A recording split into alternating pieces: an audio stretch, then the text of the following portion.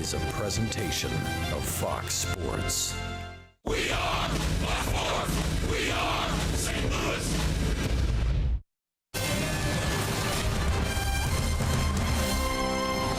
This is St. Louis Cardinals baseball.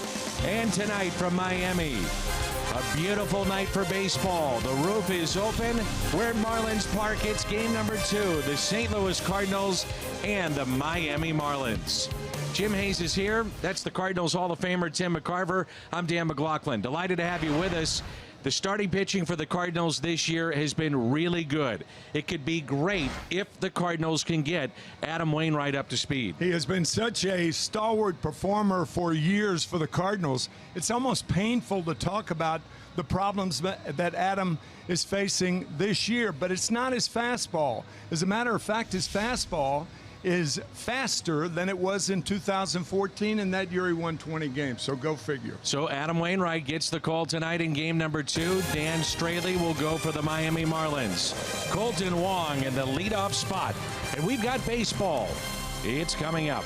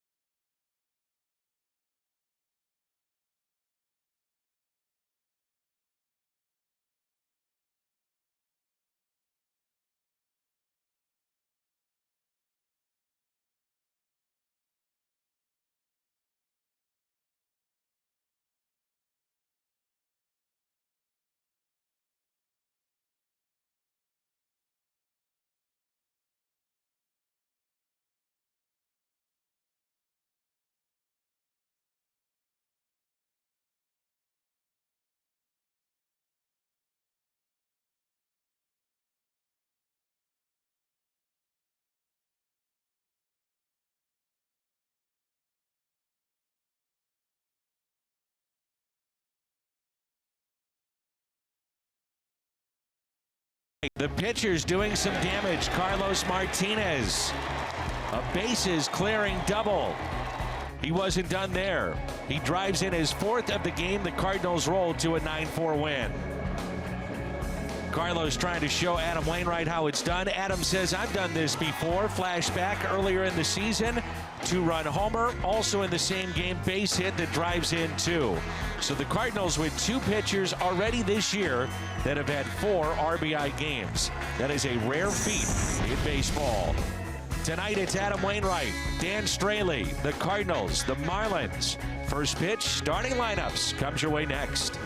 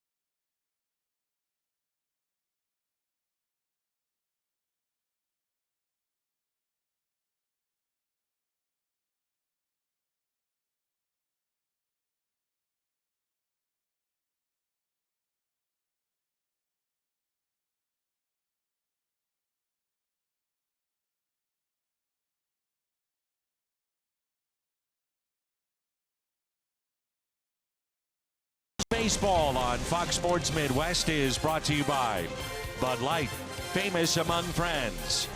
By Chevy Silverado, the most dependable, longest-lasting, full-size pickups on the road. Find yours at your local Mid-America Chevy dealer. And by Menards. Save big money at Menards on all your home improvement needs. The great weather that we've had here, the roof is open here at Marlins Park, which will host this year's All-Star Game. Dan, we spend a lot of time in South Florida, and I don't think I've ever seen 2 back-to-back days with almost no humidity, just absolutely brilliant evenings, a full moon last night. It shows you how pretty this park can be in good weather.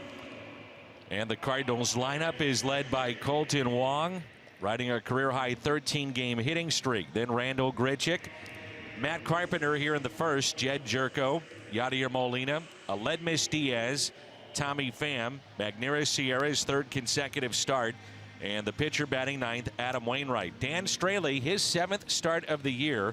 He's 1-3. He was picked up from the Cincinnati Reds. He's a pretty talented guy to be traded 4 times in the last 4 years. Had a great year with Cincinnati last year, winning 14 games. Traded for 3 very, very good prospects. There's Don Mattingly, ejected early in the game. The first of this series last night. 7th year as a manager. LA, New York. Those are the teams he had only been associated with, and now the Miami Marlins. So here's Colton Wong. He's tied for the team lead with Grichuk in doubles with 9, and he looks at a strike. Batting .278, 1 home run, and he's driven in 12.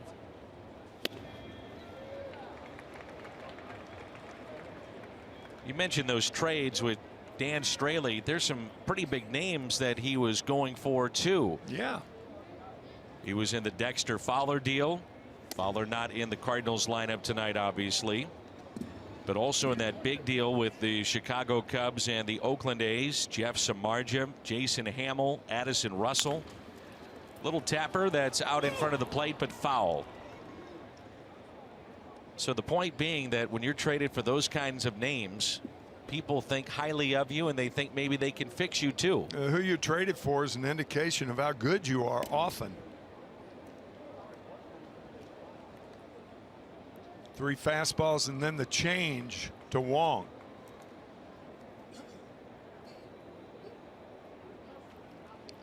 Here's a 1-2 pitch, and it's fouled back.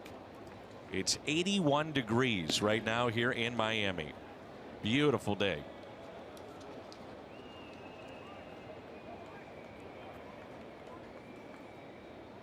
They shift to the right side, and that pitch is a strike. Ball gets away from Realmuto, hustling down the line Wong, and that's the first out. That was odd, Dan. Pardon me.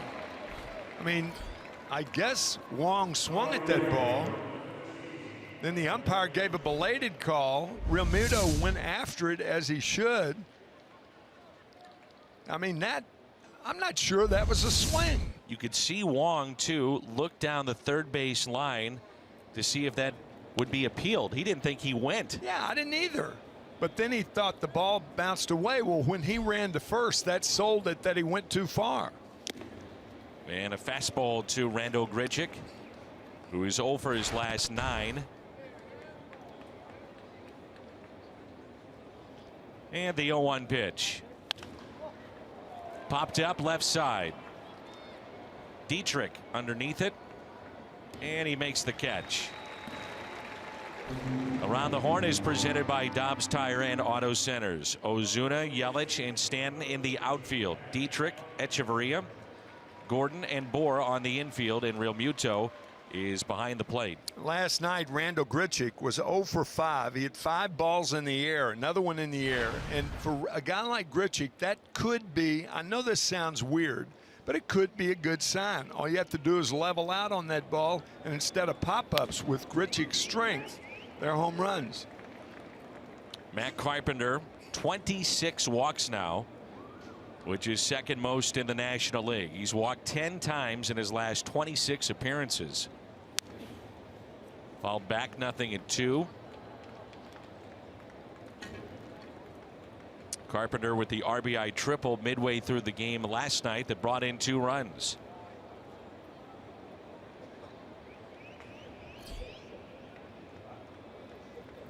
And the 0-2.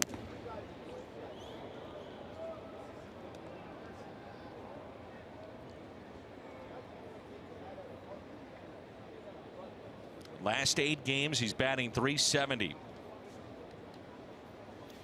Pitch in the dirt. Evens it up at 2-2. This is how good Straley was last year. He had 11 starts where he pitched 6 innings or more and gave up only 3 hits. 11. It's 1/3 of your starts. The 2-2. Drilled out to deep right field. Stanton is back on the edge of the track and makes the catch. So 1-2-3 inning for Dan Straley. Adam Wainwright to the mound when we come back.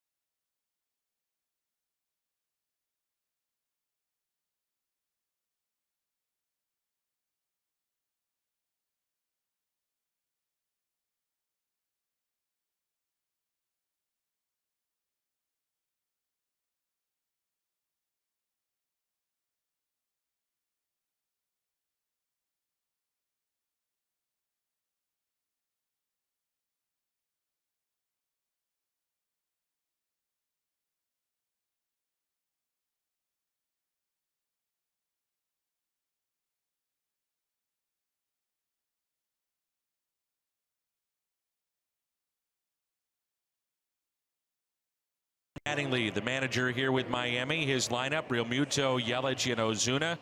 Then Stanton, Dietrich, and Bohr. Echeverria, Straley, the pitcher, batting 8th. Gordon from the top spot to the 9th spot for game number 2 this evening. Adam Wainwright, start number 7.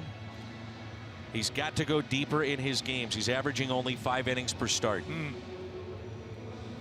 Of course, if he averages 5, if he only pitches 5 innings tonight, Mike Matheny has a rested and stout bullpen going very well. It was 6 innings from the starter Martinez, and then 3 by Sokolovich, and really saved that bullpen after a 14-inning game on Sunday. Realmuto is hitting .317. And the first pitch popped up behind home plate. Molina gives it a look. It is the rare combination of being a catcher and batting leadoff. But Realmuto is already 10th all-time in the history of the game doing this. He has 120 plate appearances, and he's been very good in this spot. He's hit .339. The guy that I remember as a catcher leading off often, Fred Kendall. Jason Kendall, I'm sorry. Fred's his father. That's what I do. That's what I do now. I think of fathers instead of sons. It'll happen. Believe me. The 0-2 pitch. Jason Kendall, first all-time with 2,161 plate appearances from the leadoff spot. Longtime catcher with the Pittsburgh Pirates. I think he ended his career with Kansas City, didn't he? That's correct. Played a little with Oakland. Had a long, prosperous career. Sure did. 0-2 pitch. Fastball misses. This is one of the big keys, I think, for Wainwright tonight and going forward. 2 strikes. Can he put hitters away and really cut down on the pitches per inning? Stay deeper into games.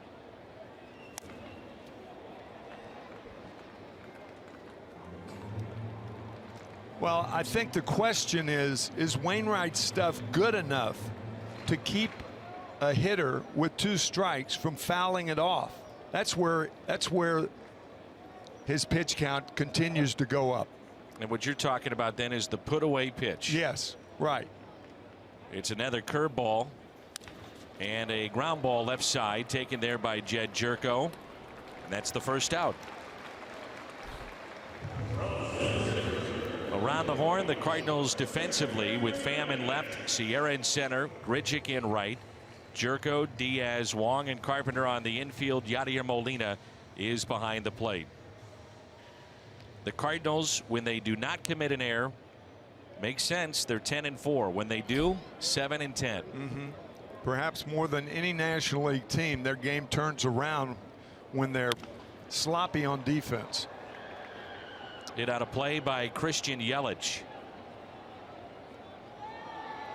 Adam Wainwright, the numbers very good against Miami. However, take it with a grain of salt. He's only faced them twice since the start of the 2011 season.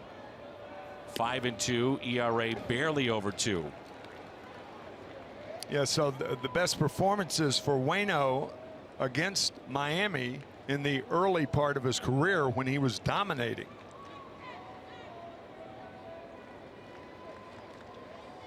Here's an 0-2 pitch. And I think the one thing that's been a little disturbing for Wainwright, we've talked about the pitches in the inning and not going deep, but he's been given leads, can't hold those leads. Here's a 1-2. Breaking ball in the dirt, 2 balls and 2 strikes.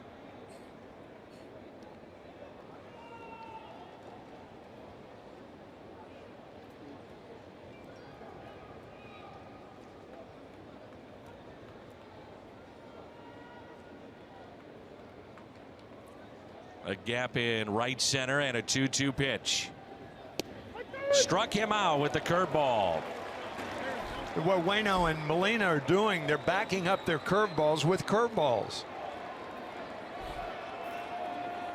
Now, often we get keys to the game that are broader. Well, tonight we want to be specific. with the problems Wainwright has had, he's facing the hottest hitter in baseball, particularly in this ballpark, batting over 450 here in Miami. 2 home runs in last night's game, drove in 3 of the 4 runs the Marlins scored. And that's a look at your Toyota keys to the game. So here is Ozuna, 10-game hitting streak. And has somebody been tossed again? I believe so. It's probably Yelich, who had words with the home plate umpire after that called 3rd strike. Here comes Don Mattingly. He was ejected in game 1, and this is Andy Fletcher, the home plate umpire. Yeah, you wonder if Donnie's going for the Quinella here in Miami. Hialeah.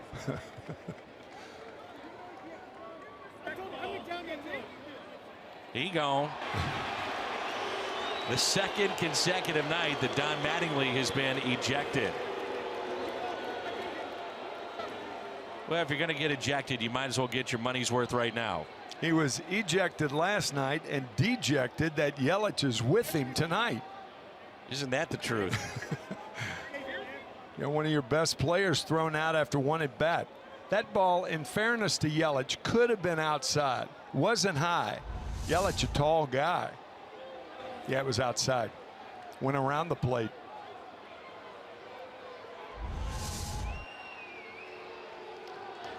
You know, one thing about this ballpark, and I mean this in all seriousness, a lack of crowd. You're going to hear everything that is said down in those dugouts. And once again, Don Mattingly turning it over to Tim Wallach as bench coach. Tim getting a lot of experience the last 2 nights. So that's the 8th time that Mattingly's been ejected as a manager. This one even quicker than last night. And so Wainwright threw a couple of pitches just to stay loose, standing on the mound. Now 2 outs and nobody on. Ozuna has been really good at home. .419 with 7 home runs. You see what he's done on the road. They're looking for the rest of the team, though, at home to really pick it up. I mean, Tim, he's got 7 home runs. The rest of the team at home, 8 total. Look at that curveball. Really took some off it.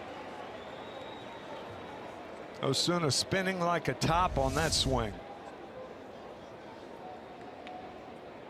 And this may be something that we see more of from Wainwright, really varying up his best pitch and those speeds. That'll the help. curveball. That'll help too. Coming Sure. inside when you're not throwing as hard as you used to. Even though we said in the opening that it's been tracked that Waino is throwing harder now, start after start, than he did in 2014, a year where he won 20 games. The 2-1 pitch to Marcell Ozuna. Outfield is deep and straight away. I think you're throwing the curveball right here. Nope. Went with the fastball, missed low and outside. That side of the plate has not been given to either pitcher so far. The other side, into a righty, out to a lefty, has been given. And look at where the umpire sets up on that side of the plate. Ozuna with a fly ball out to right. Randall Grichuk is there, and Wainwright has a 1-2-3, bottom of the 1st. Interesting in crowding Ozuna in a fastball count.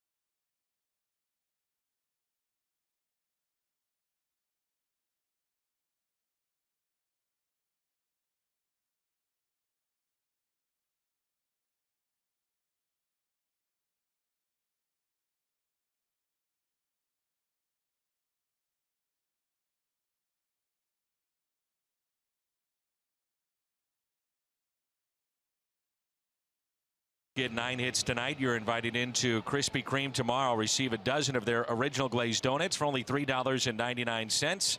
And stop by one of the 5 St. Louis area Krispy Kreme locations or the locations in Bloomington or Springfield, Illinois for this sensational deal. Leading things off will be Jed Jerko. He has 2 hits against tonight's starter Dan Straley. Both have been home runs. And it's 0-2. Molina to follow, and then Aledmys Diaz. Opponents came in hitting just .179 against the Marlins starter tonight. Boy, you picked up on that last inning, saying that the umpire behind the plate, Andy Fletcher, is not giving that outside pitch to right-handed batters. Jerko with a drive out to left center. Over to get it. Yelich, or rather Ichiro, excuse me. Ichiro taking over for Yelich, and he makes the play. Hyundai pitch arsenal with Straley, the fastball, slider, change, and the occasional curveball. Standard equipment, as the hitters say. He's a good pitcher. He can get you out.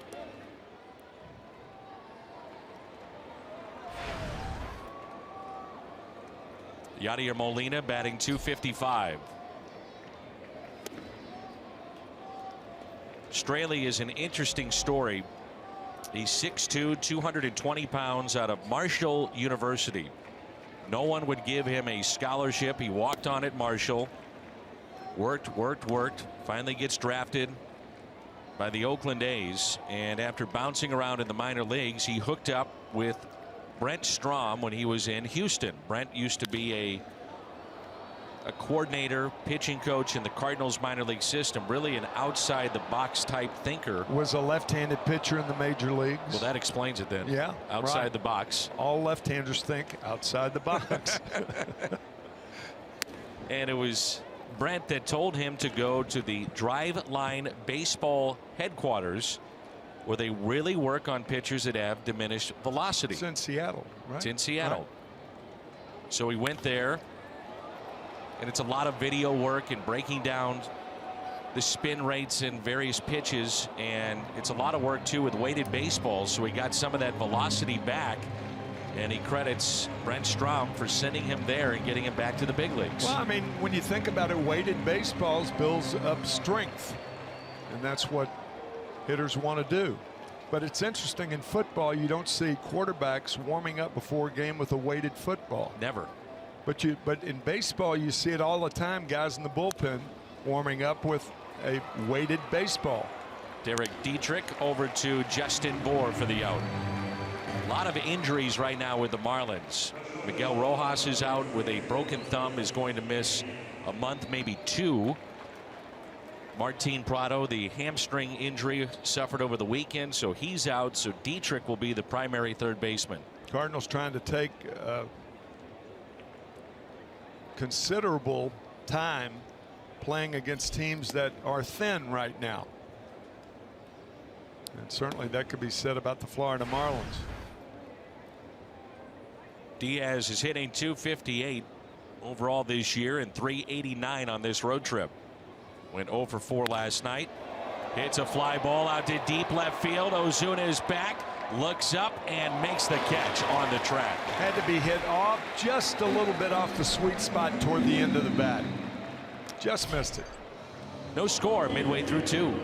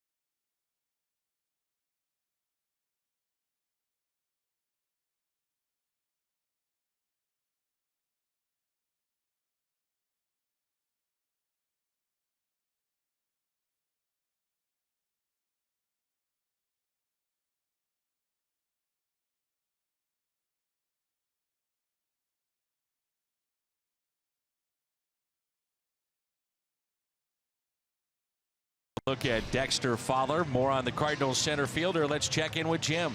Dan, the Cardinals were hoping to get Dexter back in the starting lineup tonight. However, that right shoulder continues to be an issue, especially when throwing. Dexter tested it yesterday. Mike Matheny told me yesterday was a little bit of a shorter throw as Dexter tried to lengthen it out.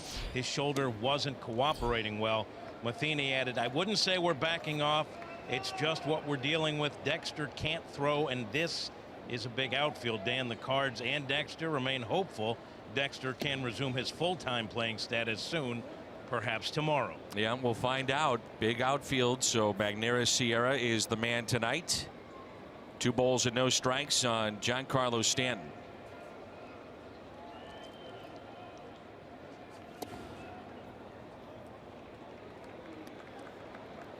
So when Stanton faces a right-handed pitcher, more times than not wearing that protective face guard, hit in the face a couple of years ago by Mike Fiers, that ended his season.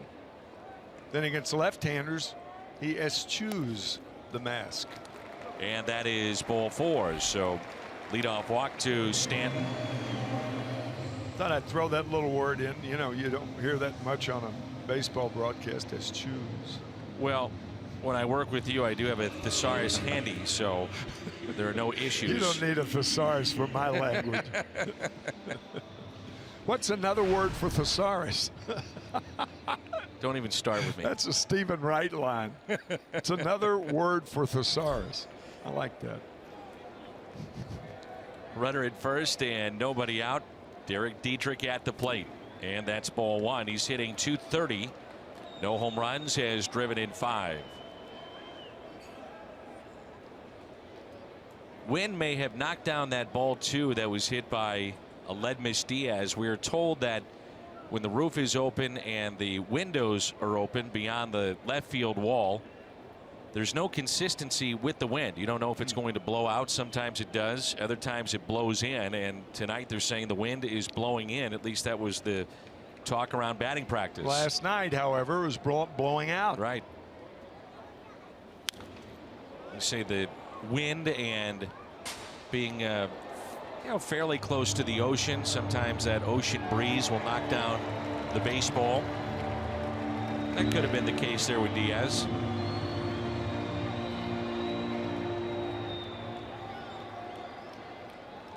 One and one the count on Dietrich.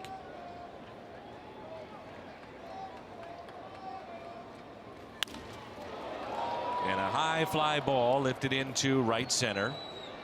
Grichuk with the catch. And there's one away.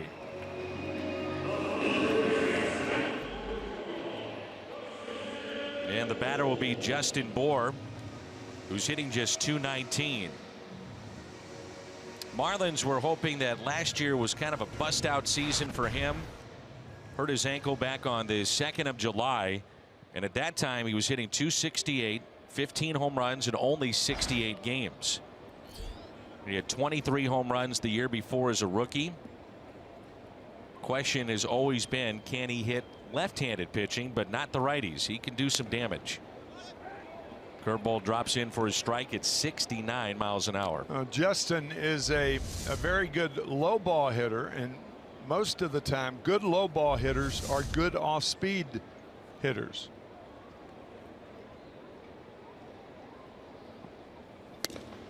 And it's also true that with low ball hitters you can pitch them inside. They don't have as quick a bats as right-handed batters.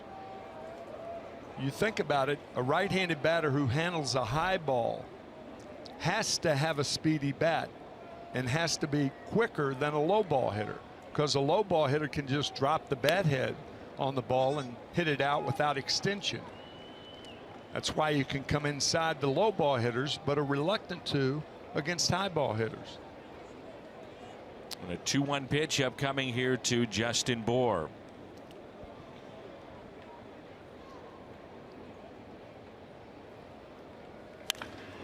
Rips it down the right field line. That ball is hooking and foul. What a tracer that was. Ooh. My gosh. Did he extend the bat head on that breaking ball? How close? Too close. 2-2 the count. The Marlins come in having lost 10 of their last 13. And the Cardinals right now the hottest team in baseball.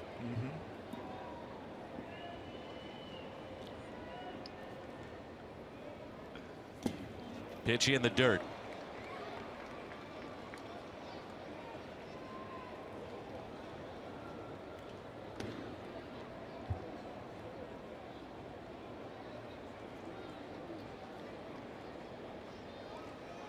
So 3-2 the count.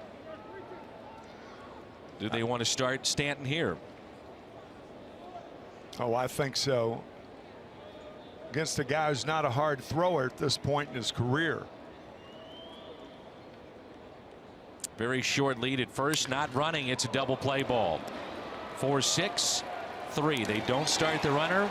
It's a double play. I don't understand why managers, including Mike Matheny, they do not run a lot with the count 3-2 and a runner on at first.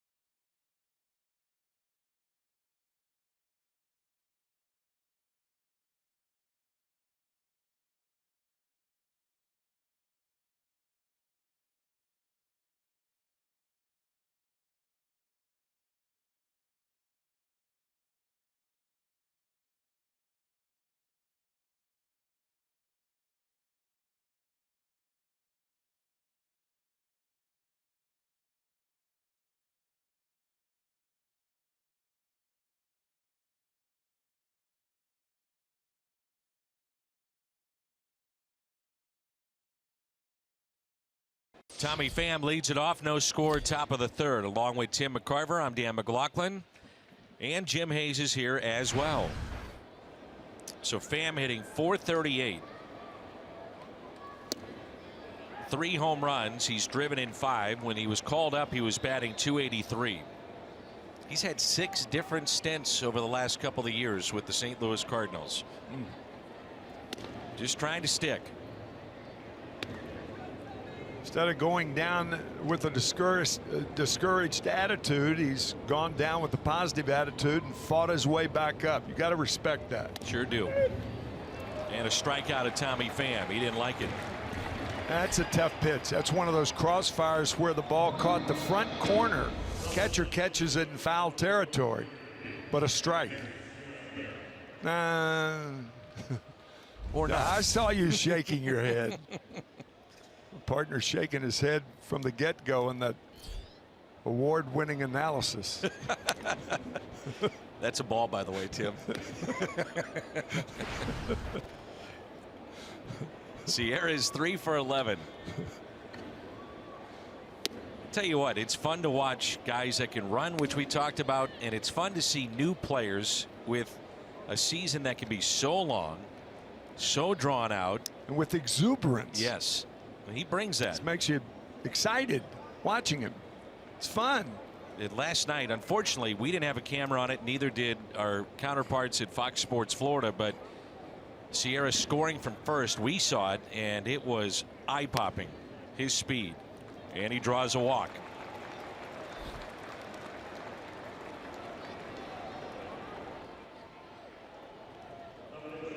If you do anything right now, in my opinion, you got to hit and run. Adam Wainwright's too good a hitter to give him up and sacrifice with speed on at first base. Leads all active pitchers in hits and extra base hits. He's 4 for 11 this season. Home run. He's driven in 4. He does have 1 sacrifice. Pitch taken outside. He has 9 career home runs. We showed one of those during our open, and one of those 9 home runs is off tonight's starter Dan Straley last year. Sierra, slightly bigger lead and back in safely.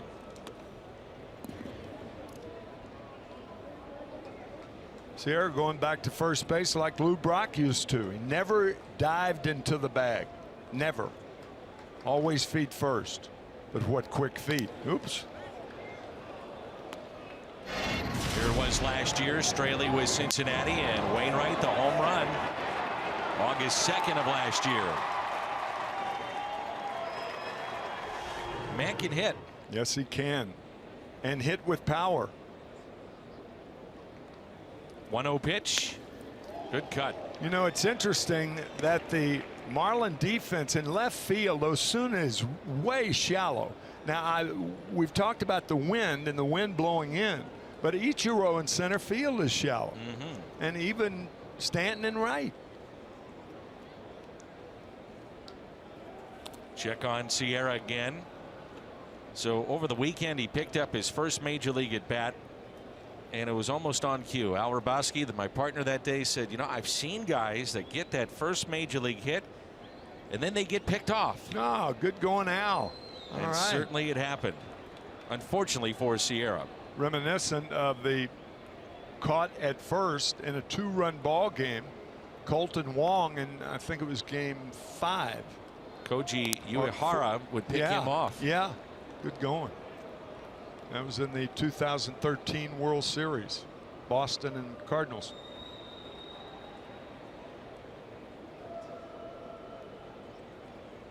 One ball and 1 strike. Sierra is running, hit and run. It's popped up and out of play. It's a good call, Tim. I mean, that's something you can do with Wainwright. Yeah, you just don't want to waste him. The guy's a bad hitter, then you sacrifice the guy to second. But not as good a hitter as Wainwright. Good chance by Mike Matheny. So the Cardinals have won 14 of 19 coming into play tonight, dating back to April 17th. They own the best record in all of baseball. 1-2 pitch, and it swung on and missed. Second strikeout in the inning, third in the game.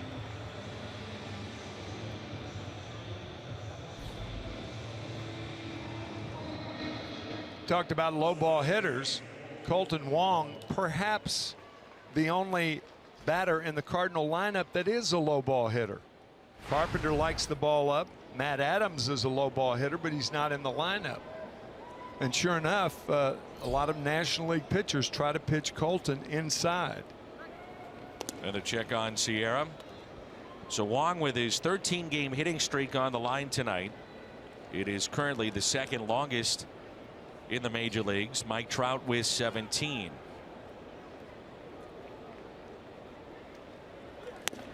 D. Gordon is the outfield grass. You know, Wong's been known to put that bunt down, just getting it past the pitcher in these types of spots. Yeah, it's 2 outs, so you don't want to bunt a guy into scoring position. You'd rather. He's got 12 extra base hits. Go for that. I would. And he taps it foul. 1 ball and 1 strike. Wong struck out his first time up. Generally, as a rule of thumb, small ball is used in the early part of the inning, but in the latter part of the inning, that's when you go for the throat, which is trying to score a run with that 2-out hit.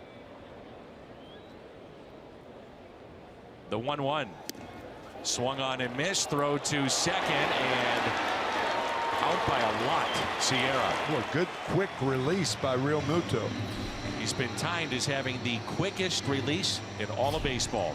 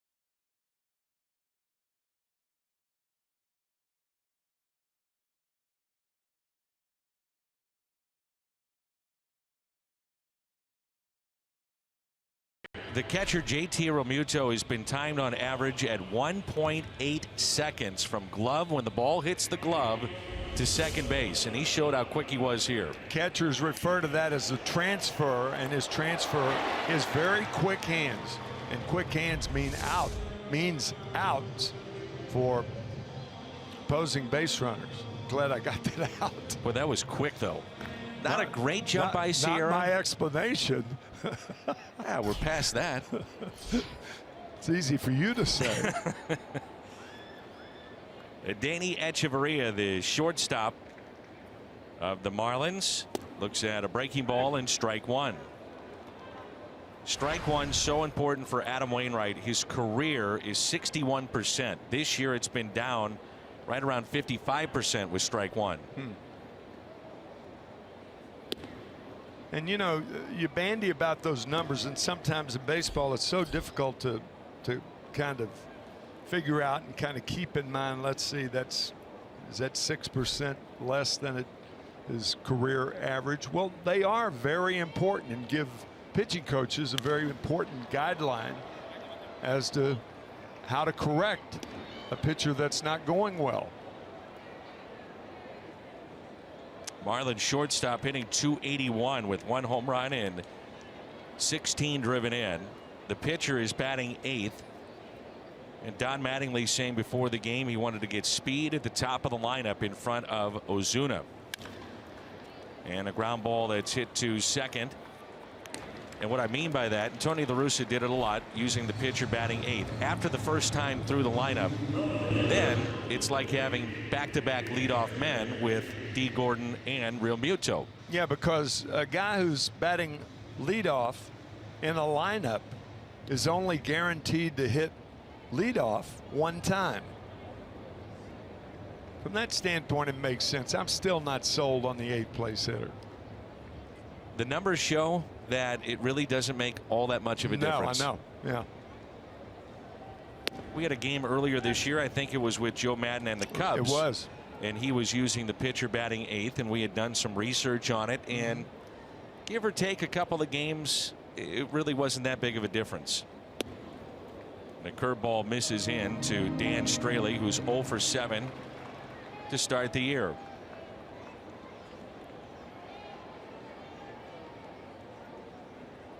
And the 1-1 pitch.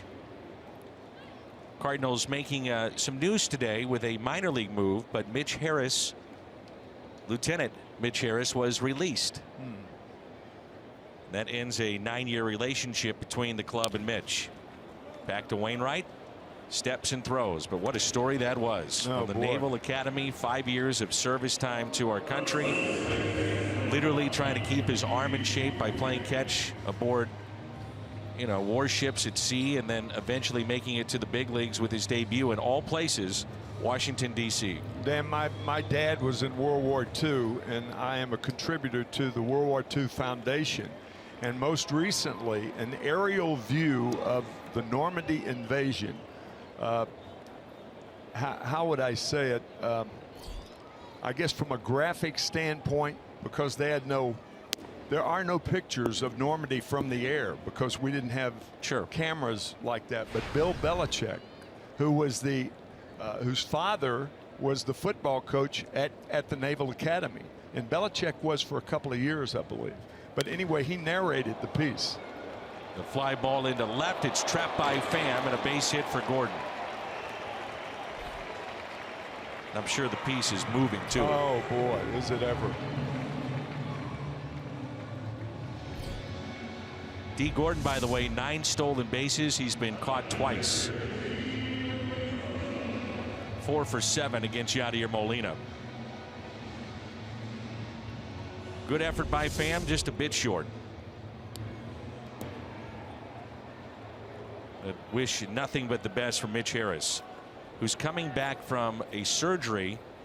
The Cardinals team surgeon is Dr. George Paletta, and it's a variation of the Tommy John, which allows pitchers to have an elbow surgery similar to that of Tommy John, but come back in a much quicker fashion. Seth Maness, who's with Kansas City, has had that. He's in their minor leagues and off to a good start. And Harris apparently was getting ready to throw a bullpen in Florida today, and then was informed of the news that he was being released. But I'm sure someone would be more than happy to give him a shot. Talk about pulling for a guy in life. Man. Realmuto at the plate. Grounded out to third, his first time up.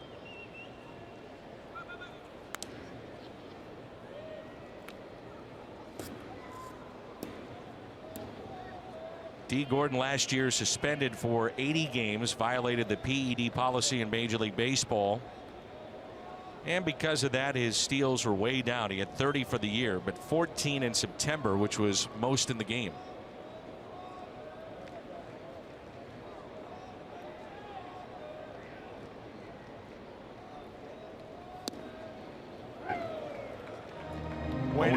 Bueno realizing that his curveball would be the pitch that would be easier to run on because it's slower getting to the plate.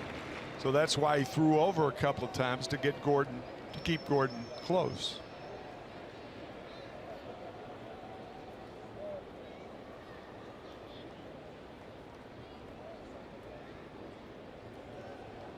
The 0-2. That's where Molina wanted it there on that 0-2 pitch.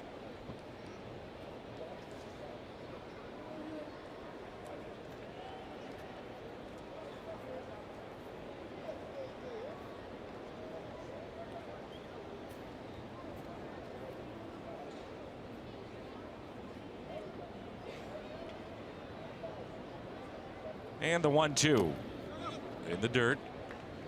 Realmuto last year hit .303.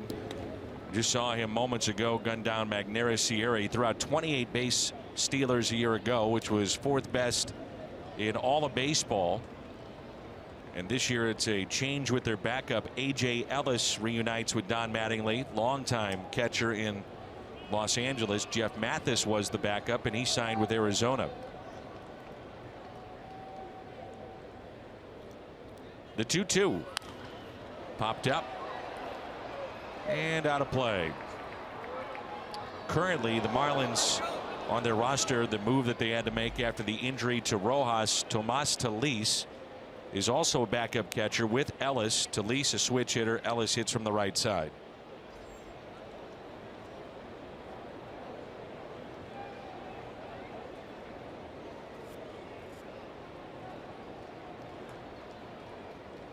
Not a good running situation with 2-2 and 2 outs. The reason is if the pitch is a ball, you're going to be running anyway. 2-2 pitch. He's running, and all for naught. Strikeout of JT Realmuto, the second in this ball game for Adam Wainwright. We head to the fourth, and there's no score.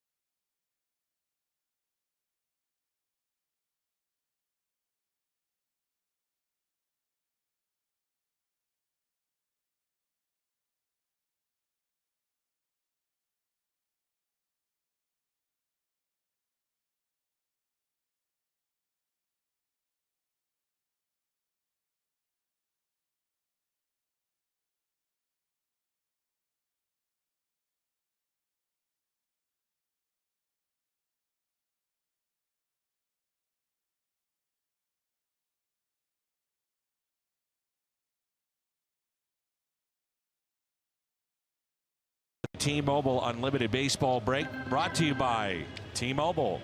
Ryan Howard released from the Braves minor league affiliate at AAA. Jameson Taillon underwent surgery for cancer, testicular cancer, and the Giants have lost 4 straight, 11-22 their record. Very tough start for the Giants, and Madison Bumgarner not expected to be back until after the All-Star break for the Giants.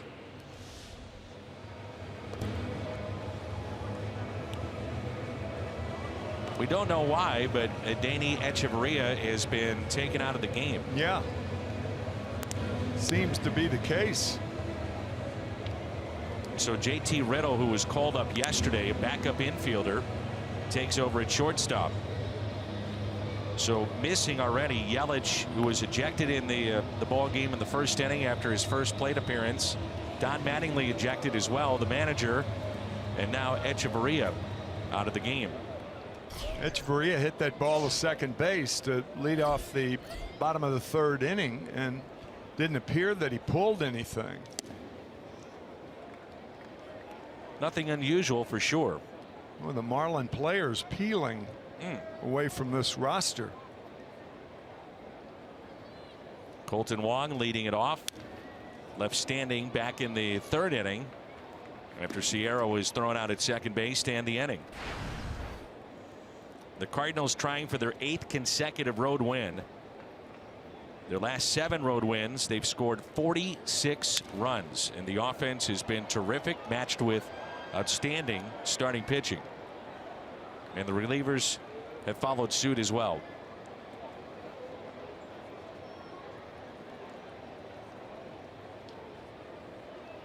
Oh-2 pitch, gets underneath it. This time of night, tough to pick up that baseball. Ichiro, though, is there to make the catch. Go big when the Cardinals go big. Coffee, fountain, frozen drinks, any size drink, 50 cents. The next day at On the Run when the Redbird scores 6. Keep the celebration going. Stop by On the Run tomorrow for a thirst-quenching win. You earned it. Cardinals looking for their first hit. They've had just 1 base runner, and that was the walk issued to Sierra. Randall Grichuk, strike 1. Marlins began play as the Florida Marlins, 1993 at Sun Life Stadium. And Grichuk hit by the pitch. Randall probably thinking, I'm 0 for 6. Finally, I get a chance to get on base. Probably would have preferred a base hit, but he'll take it. Yeah. Pat Mullen, an older coach for the Detroit Tigers. I went to Europe, to the United States Air Force in Europe back in 1965 with Pat. And Pat used to say, I've been a first base coach, and I used to see guys come and kiss the bag when they came down. They hadn't been to first base in so long. And Randall had a pretty good weekend, but as you mentioned, he's 0 for his last 10 and hitless in this series. So here's Carpenter, and that's a base hit into right field. The first Cardinal hit. Grichuk on his way to 3rd. Runners at the corners for St. Louis. Good play by Stanton in right field. If that ball is bobbled momentarily, Chris Maloney sends Randall Grichuk home, or at least a try for home. I was watching Grichuk run, took nothing for granted. He was hustling all the way, too. Yes, he was. He does that. Right by Justin Boyd, first base. Watch Stanton in one throw. Good play to hold Grichuk at 3rd. So a chance now for Jerko and the Cardinals. Fly to center, first time up. Runners at 1st and 3rd, 1 out. Ground ball that's hit to 3rd. Out at 2nd. Out at 1st. Double play. 5-4-3 on the double play. Midway through 4, and there's no score.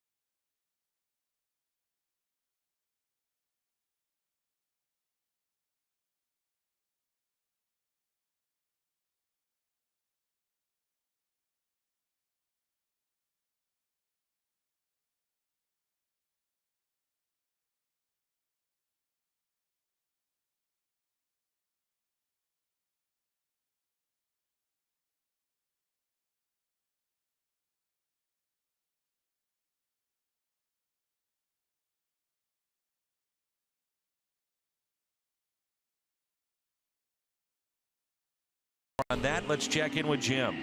Dan, Mike Matheny described young McNaris Sierra as a talented young player who, quote, doesn't scare. Matheny said he knew almost instantly back in spring training when he looked into Sierra's eyes when they were discussing how to handle a big situation. Mike says some guys cower. His eyes lit up. We asked Sierra about that label of having no fear. He told me through a translator, I'm never going to be scared of doing something I love. It's not hide and seek, it's baseball, which is my favorite thing in the world. Dan Maggs, as his teammates call him, has handled the jump from high A very, very well. Been fun to watch. He was caught stealing earlier in the game. Thanks, Jim, after his walk in the Cardinals' first base runner of the night. Ichiro, his first plate appearance, takes over in center for Christian Yelich, who was ejected back in the first. 3,037 hits after his base hit last night. Just think about in 6 years, 5 years compulsory to be voted into the Hall of Fame. When he's voted into it, the elation in Japan. Oh, it'd be huge. It will be unbelievable. And a swing and a miss by Ichiro, and the strikeout is the third of the night for Adam Wainwright. You almost get chills just thinking about it, how a man came to the United States, got over 3,000 hits, holds the major league record for most hits in a season with 262, and voted into the Hall of Fame that he will no doubt be in his first ballot, in my view. I just think it's going to be one of the great feelings around for two countries. Japanese embracing baseball when Babe Ruth went there in 1933, 1934, one of those years. I think it was 34. Ozuna with a base hit into left. We talked about it last night. Ichiro broke into Major League Baseball at the age of 27, and some of the talk now with PEDs hopefully being eliminated from the game is that when a guy hits 30-31, you know, they're truly in the tail end of their careers, the second half of their careers. And here he is, you know, at the age of 27, beginning his major league career and picking up 3,000 hits. If you count his Japan numbers, 4,315 hits combined with Major League Baseball. It's absurd. Here's Stanton. Walked his first time up, looks at a ball low.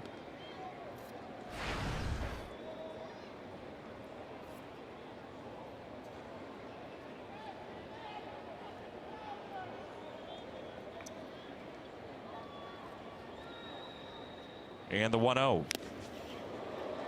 So it goes Ichiro in terms of professional hits. Pete Rose, Ty Cobb, Hank Aaron, which often gets overlooked because of the home runs, fourth all-time in hits, and then the great Stan the Man.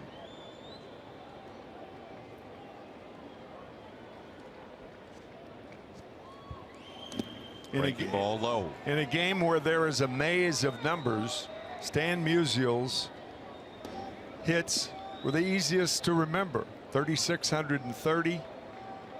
Split right down the middle. 1,815 at home, 1,815 on the road. That is incredible. Stan always made it easy for everybody, didn't he? It's a good way to put it. Yeah. The 2-1 pitch. 3-1. This becomes a big pitch right here. 3-1. Stanton at the plate. Scoreless game. And a runner at first. He could do some damage. Hit into a double play last night. Wainwright would love that here.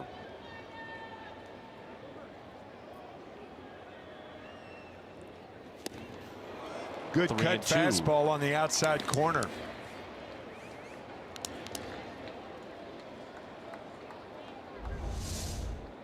I don't think that he'll be running here. That was a cut fastball. Good location. Little downward tilt with the cutter too. 3-2 pitch, not running. The curveball bounced to third. Double play ball. The second double play turned by the Cardinals. We head to the fifth. Good ball game, no score.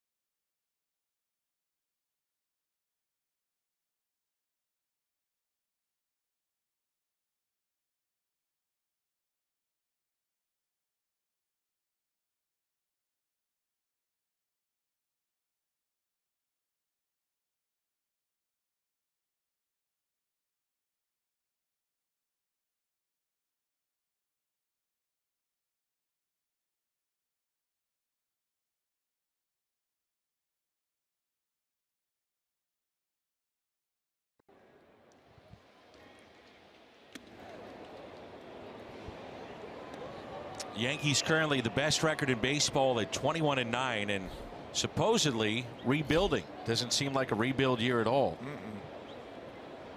They're rebuilding with old wood. Good players. Brian Cashman probably doesn't get the amount of credit that he deserves. The time that he spent working for does Joe Girardi. Both Yep. of them. I agree with that. Once George passed, the purse strings tightened up a little bit. They went back to where they were so good with the core four and developing players, talent through their system, and they're starting to do that again. A quarter of that core four will have number 2 retired this Sunday on Mother's Day. Derek Jeter, yeah. Here's Molina, grounded out to third, and a 2-2 pitch.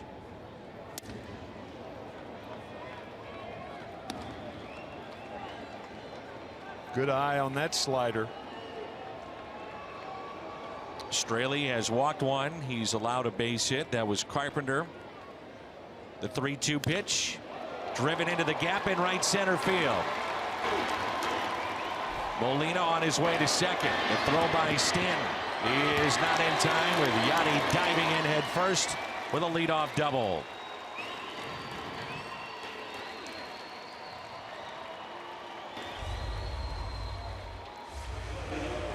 Can't catch the games on television? You can stream them live on your mobile device with Fox Sports Go. Download the app, take Fox Sports Midwest and Cardinals baseball with you wherever you go. You talked about the size of this ballpark earlier, a couple of innings ago, Dan, and I think the size of this ballpark is the reason that Molina's on second and not first.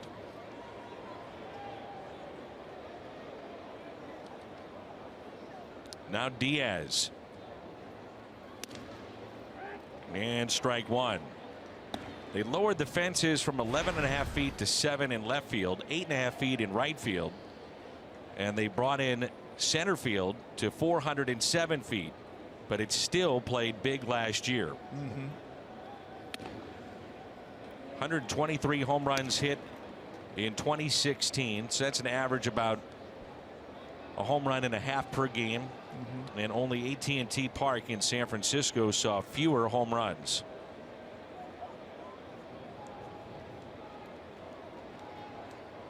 Here's a 1-1.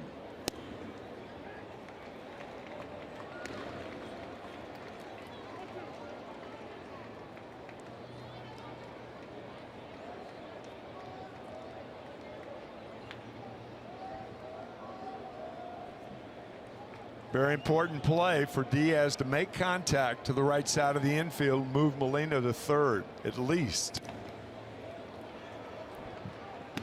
The way to combat that from a pitching standpoint is to try to get a right-handed hitter out inside. Don't allow him to push the ball to the right side of the field. But of course, if you do that to Diaz, you're playing into his power. He taps it foul. He was trying to go the other way then, even with 2 strikes. This guy's a savvy ball player. Yes, he is. He really knows what he's doing.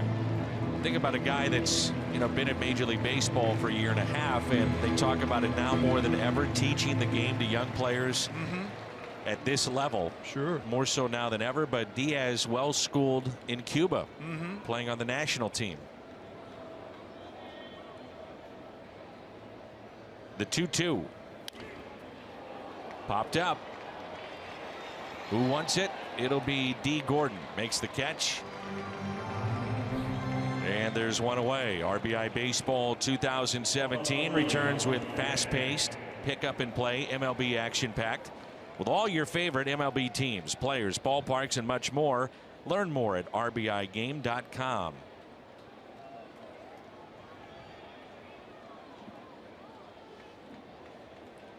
Tommy Pham called out on strikes back in the third. Did not like that third strike.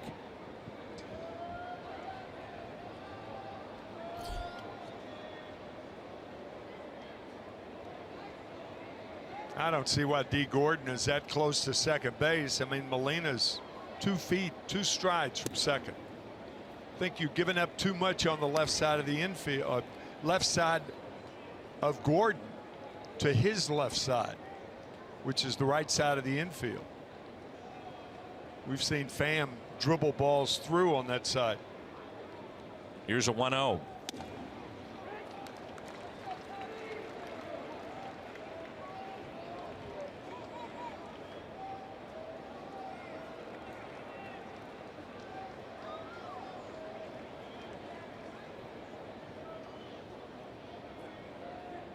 The 1-1. 2 strikes now.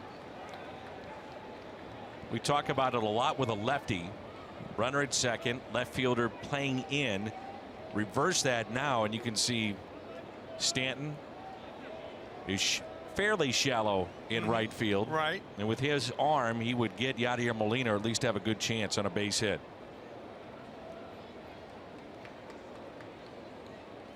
One-two pitch.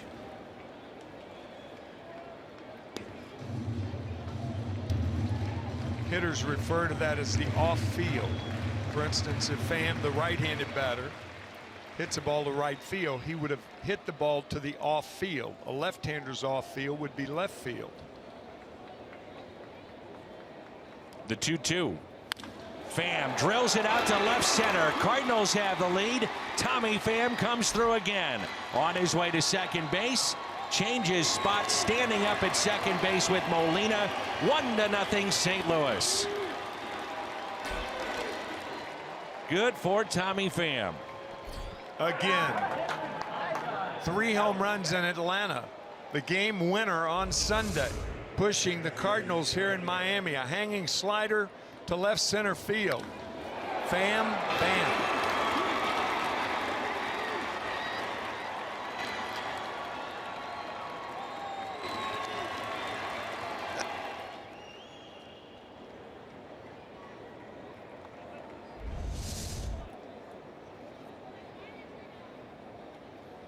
So the runner at second is Tommy Pham, and it brings in Sierra. And he'll try to pick up his first big league RBI.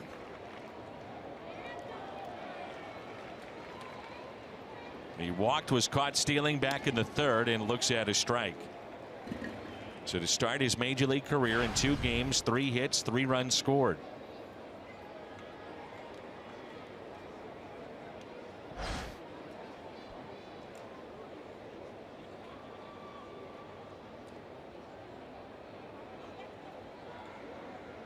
A 1 pitch. Instead, a check on the runner at second, Pham. And you know, as you talked about Gordon being at second with Molina, look at the room on the left side for a guy that likes to slap it that way. That's a very good point, Dan, because that's part of Sierra's style of hitting. No doubt.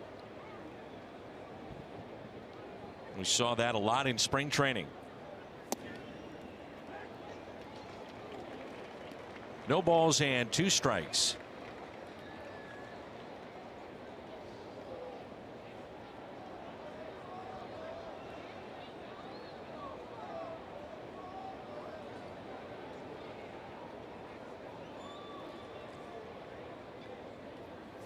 And a swing and a miss.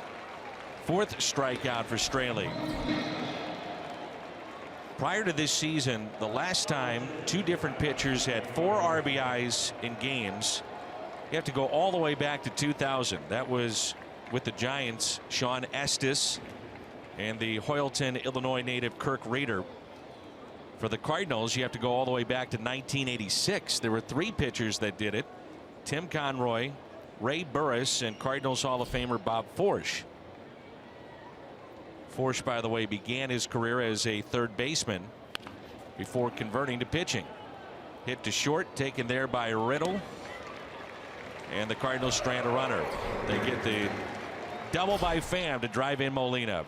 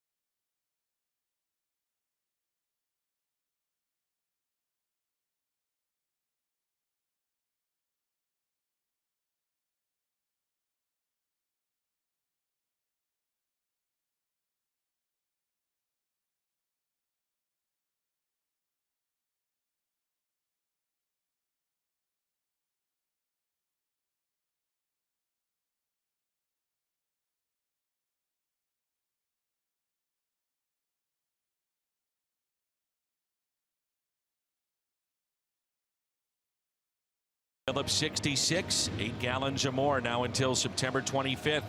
And receive up to 50% off on a pair of tickets to a Cardinals home game. For more information, visit cardinals.com/Phillips66. It'll be Dietrich, Bohr, and Riddle who has come in for the apparently injured Adeiny Echeverria. Didn't really run all that hard on that ground ball to second, so maybe something with a leg issue, but we'll find out more after the game. For those of you that just joined us, Christian Yelich ejected back in the first, and so was the manager Don Mattingly for the 2nd consecutive game. Dietrich has flied to right. He's 0 for 1. Cardinals behind Wainwright have turned 2 double plays. So just 2 hits in 4 innings.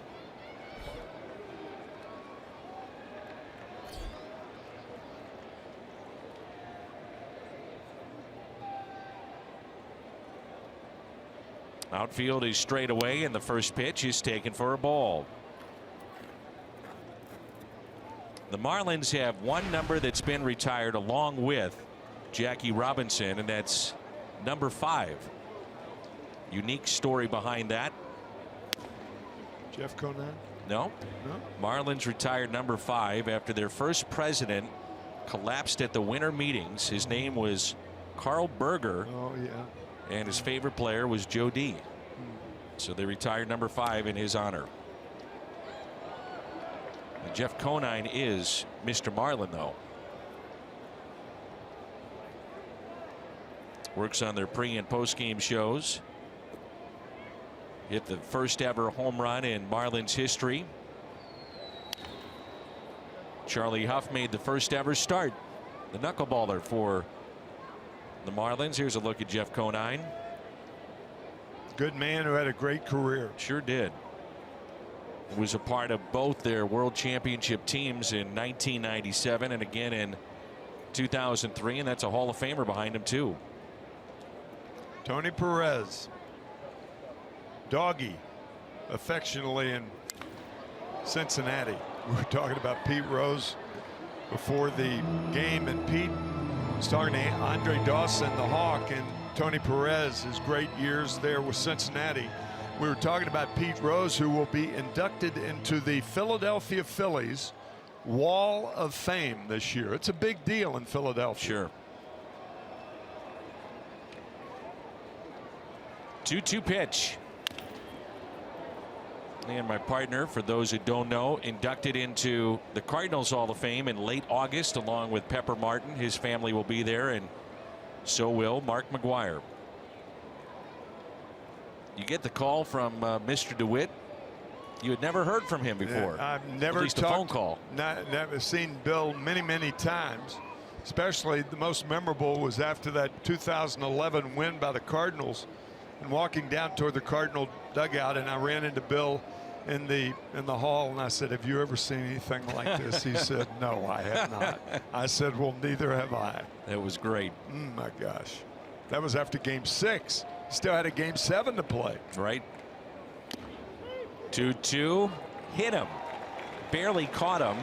I would question whether he tried to get out of the way of the ball. That's what Wainwright's doing here. Yeah, I think that's a good point. You can't review that, but there's no way he even tried to. It looked like he intentionally tried to get hit with a pitch. Wainwright, adamant. You don't see Waino like that. Yeah, almost turned into it with his right elbow.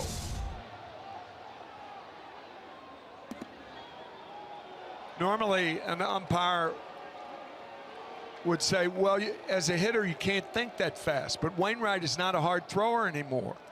So not throwing that fastball that, that hitters aren't afraid to get hit with. And he had a protector on it, hit the protector on the right arm. Bad break for the Cardinals and Wainwright.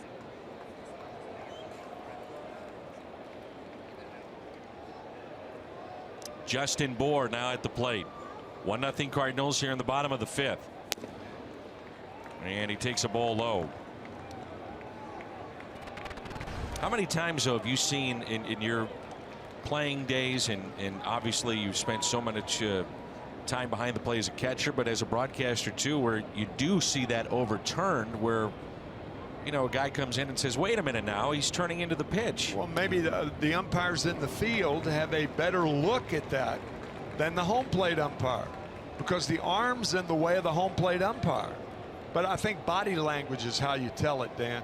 If the body language of the hitter is not moving the arm and you get hit in the arm, he made no intention of getting out of the way of the ball. Here's a 2-0. 3-0. The Cardinals have turned 2 double plays tonight. You never know. They may turn Bour loose against a right-hander trying to jumpstart an offense, get something going.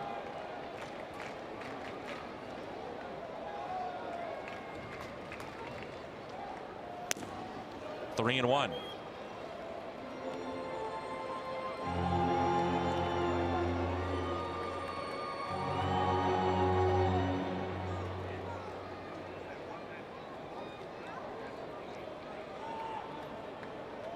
The shift on here for Bohr. 3 balls, 1 strike.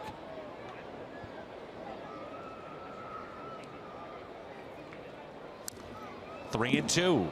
That was a bad ball in ball 4. Bohr very anxious. Curveball almost in the dirt.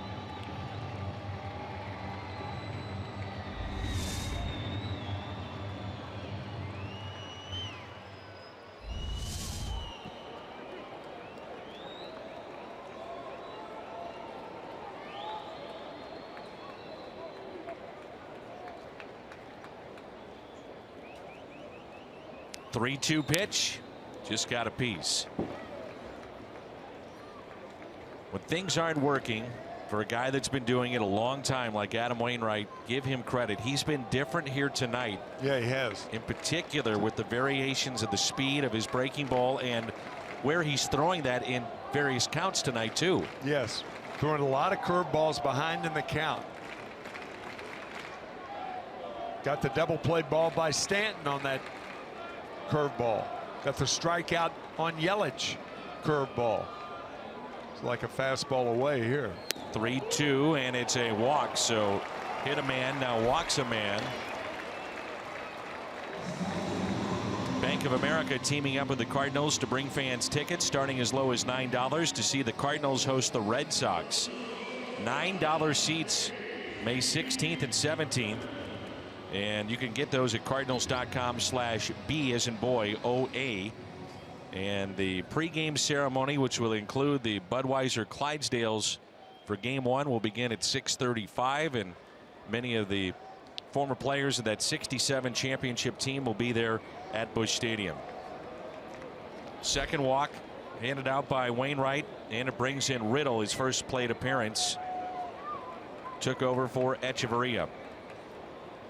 Curveball, strike 1. This is where that hitting the pitcher eighth has come back to burn the Miami Marlins tonight. The pitcher's on deck hitting eighth in this Marlin lineup. Normally, if that were the case, you'd see Riddle up there bunting, but not now. You're not going to bunt him over for the pitcher.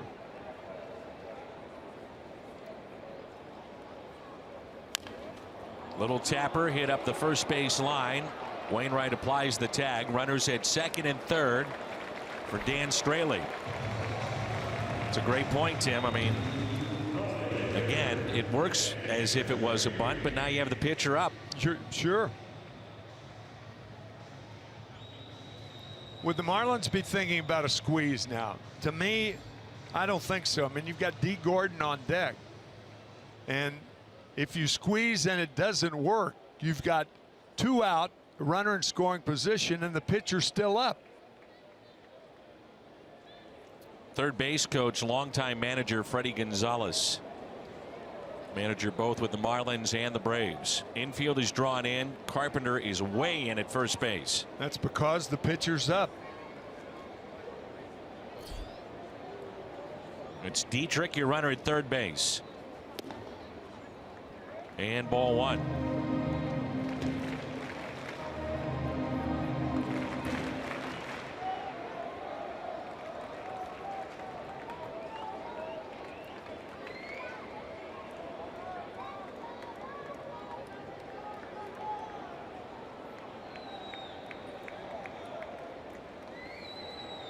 Outfield very shallow.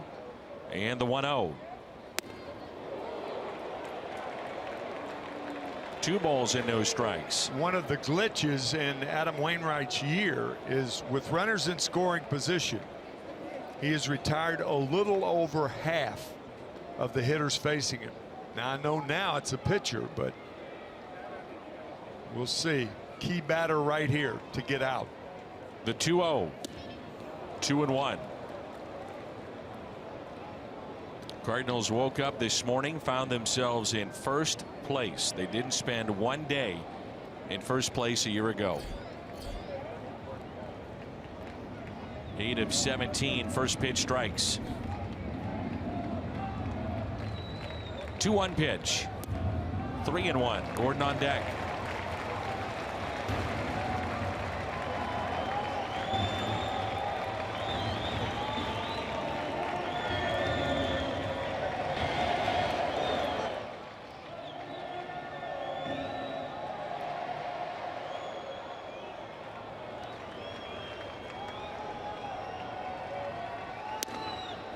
3-2.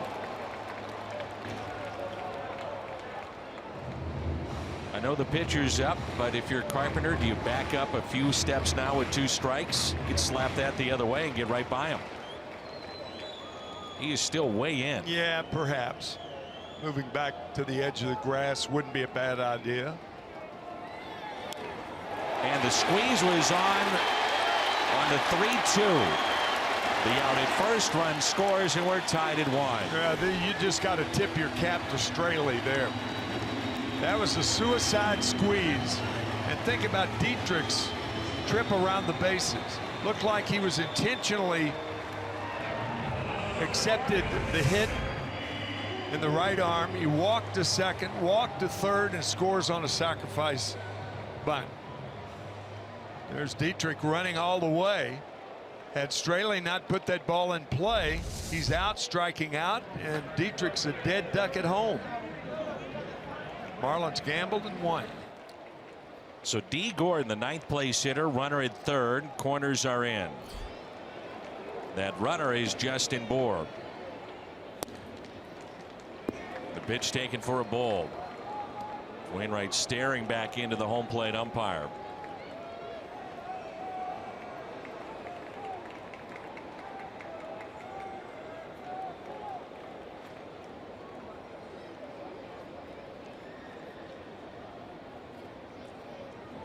Here's a 1-0. 2015, it was a breakout season for D. Gordon. All-Star, Gold Glove, Silver Slugger, batting title, and a stolen base championship. But after the suspension, he's hit just .266, and the on-base percentage barely over .300. That's for a player that makes a living with his legs and getting on base.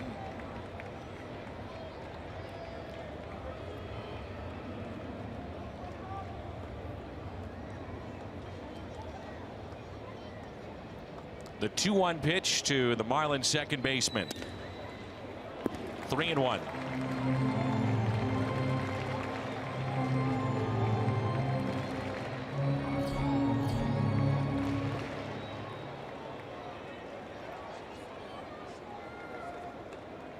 Total of 83 pitches for Adam Wainwright, and the 3-1 pitch.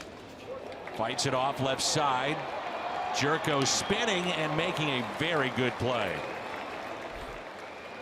The only out there is for Jerko to make it.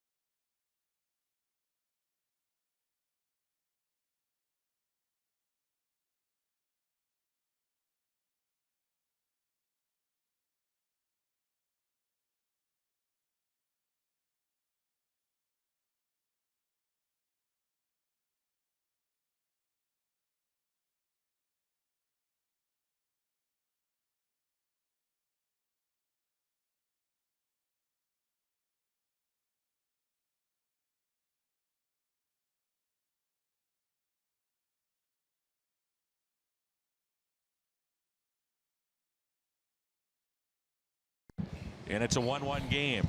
Arcia in the driver's seat concerning Colton Wong. He's 0 for 2 tonight, trying to extend that hitting streak to 14. He has a run scored streak that's up to 5, and when he scores a run, the Cardinals 9-2, 8-12 when he doesn't. Very important part of this Cardinals offense, Colton Wong.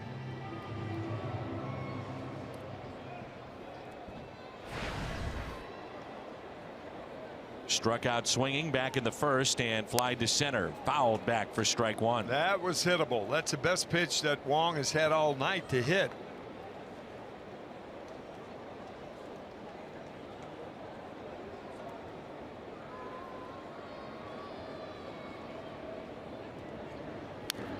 That wasn't. That's the pitch you've talked about that's up and very tough for him. Yep, that's what a lot of National League pitchers try to pitch him up in the strike zone, because we talked about it earlier as a low ball hitter. They also try to jam Colton, but with 2 strikes they try to fish in the dirt. 1-2.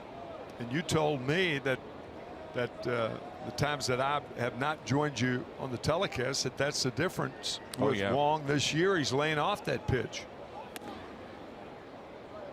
That and a much better 2-strike approach. We saw that here in game 1 last night.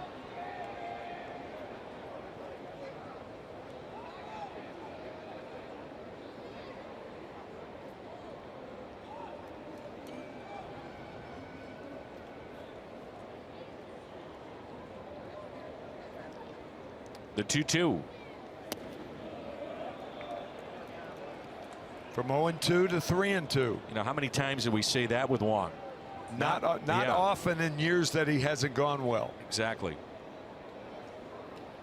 3-2 pitch. Wong slaps it the other way. Hard hit. Dietrich. Nice play. Yeah, nothing you can do. Good at bat by Colton Wong.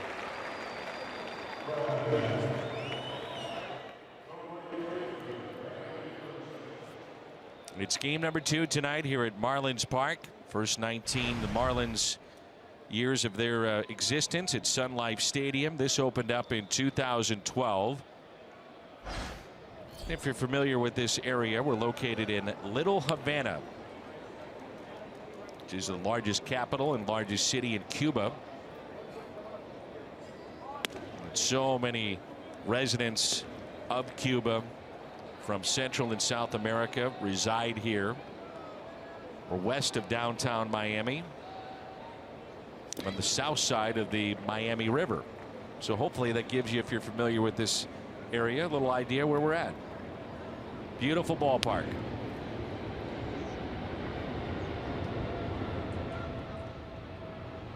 One ball, 1 strike, 1 out.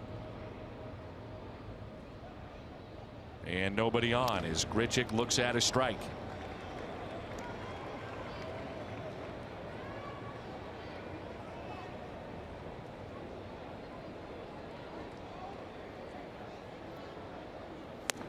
Inside, 2-2. Grichuk popped out to third, was hit by a pitch.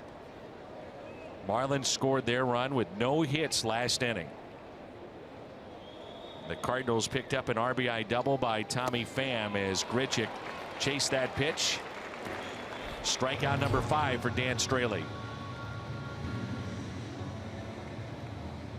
May 20th, make your furry friend happy. Take home a special Cardinals Pet Bowl courtesy of Purina. The Pet Bowls are available upon gate entry to 30,000 pet lovers ages 16 and older. That's May 20th, the Cards and Giants. Cardinals.com/theme.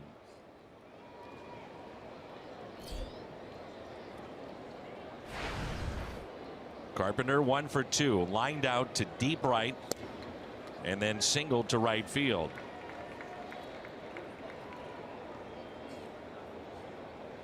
He has scored a run in 8 straight games, trying to make it 9 here tonight. 0-1 pitch by Straley. Carpenter with a high fly ball into right. Stanton camps under it and puts it away. 1-2-3, top of the 6th for Straley. Adam Wainwright back to work when we come back.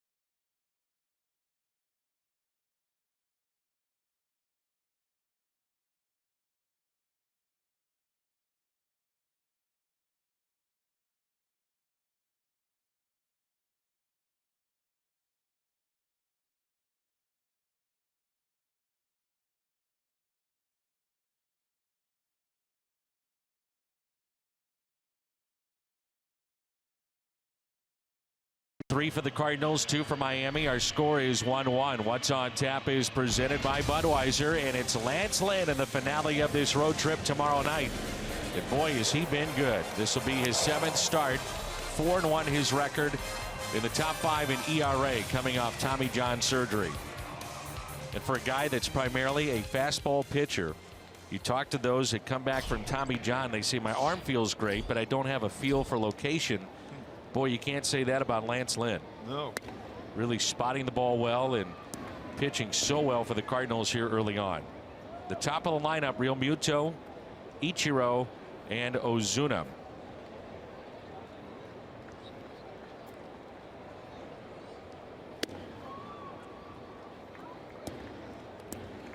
That's Perry Hill, who's noted as a terrific defensive coach, kind of like the Jose Oquendo, if you will, whoops, of the Cardinals. And I don't think I've ever seen that. That's pulled foul. By about a foot. Yeah. Perry, number one, why are you running that close behind the catcher? Exactly. I mean, Perry not gauging himself. He knocked the mask and helmet right out of Molina's right hand. Here's a 2-1 pitch to Real Muto, who's 0 for 2. Fouled back just below us. Wainwright will use every kind of trick in the book, and that last pitch a good indication of what he did there. Sometimes he'll take his hands above his head, other times he goes from the chest, other times from the belt. He'll also hesitate when he gets to the top. Kind of like that. 2-2, hit up the middle and a base hit. Leadoff man is aboard.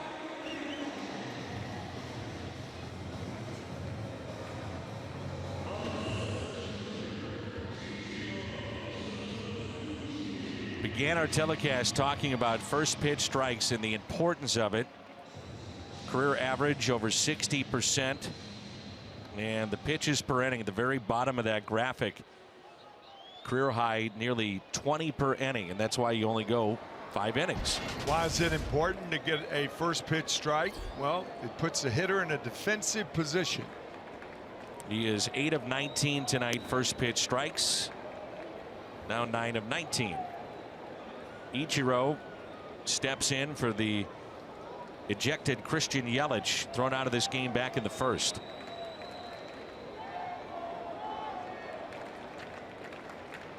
Hit number 3,000 for Ichiro came at Coors Field.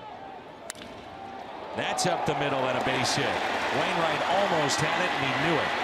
Bobbled a bit by Sierra, and the runners are in first and third. That was almost double play number 3 tonight. Inch or two going the Cardinals' way. It is. Watch this. Oh, almost had it. A good base running by Real Muto, going from first to third.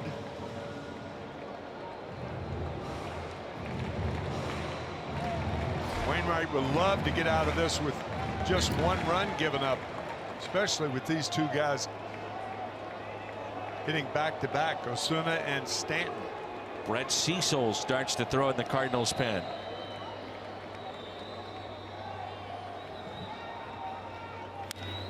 Off the end of the bat, strike 1. I know you had a very nice conversation with Brett before the game. I did. Chance to learn more about Brett and his background. So many years in the American League East and now here in the Central.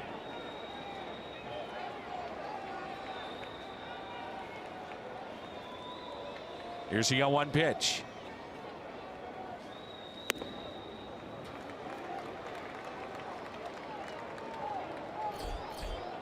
So Cecil along with Segrist, the 2 lefties, as Cardinals bullpen warms up right next to the Clevelander.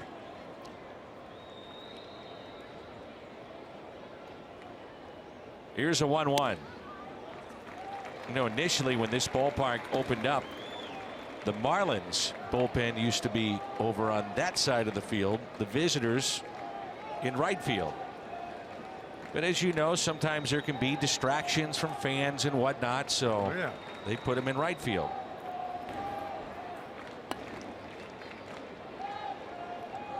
The 2-1 pitch. Curveball, and it's pulled foul.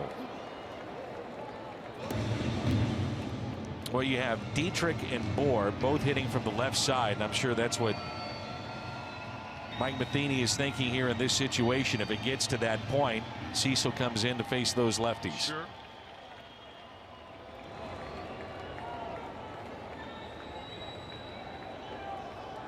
Wainwright needing a strikeout here against the hottest hitter in baseball.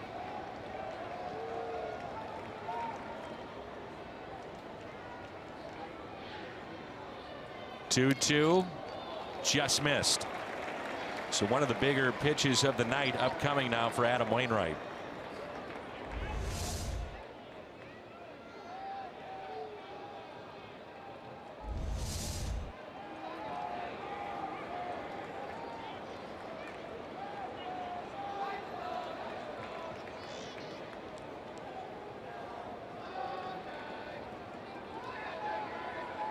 Three-two. Hit out in front of the plate. Wainwright looks back the runner, and a high throw, but Carpenter on the bag. Now here's a question. First base is open. Stanton coming up. Yes. Lefty getting loose. Yes. You walk him and then bring in the Yes. lefty. Yes. I don't know if you bring in a lefty, but you walk him. And that'll be it for Stanton. Yep. You got it.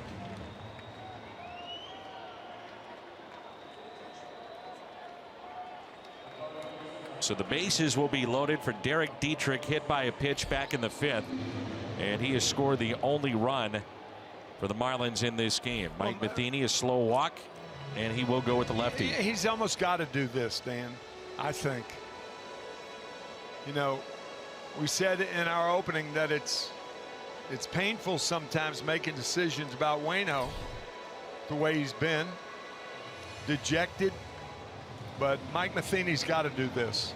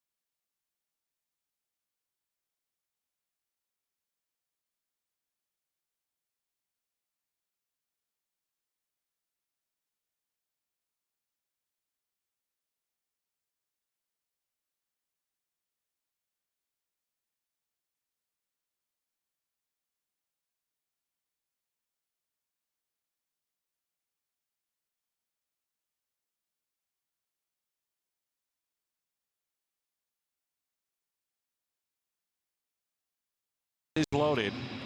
A tie ball game. Brett Cecil comes in. Our BJC healthcare difference maker. We touched upon this earlier. The starters have been very good. Offense has picked it up. So have the relievers. Lefties this year, an average of .381 against Cecil. 8 hits and 21 at bats. He'd love to change that right here.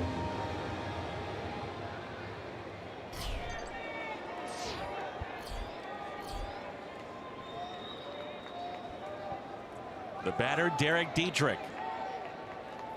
And the first pitch is taken for a ball. The infield is in double play depth, but if the ball is not hit sharply to Jerko at third base, then he does have the option of coming home to get one out. So does Carpenter, playing in the baseline at first base. And a step behind the runner. Here's a 1-0 pitch. Ripped fair into the corner. Carpenter lost his glove. This may clear the bases. 2 runs have scored. Stanton is held up late at third. And the Marlins go on top. It's now 3-1.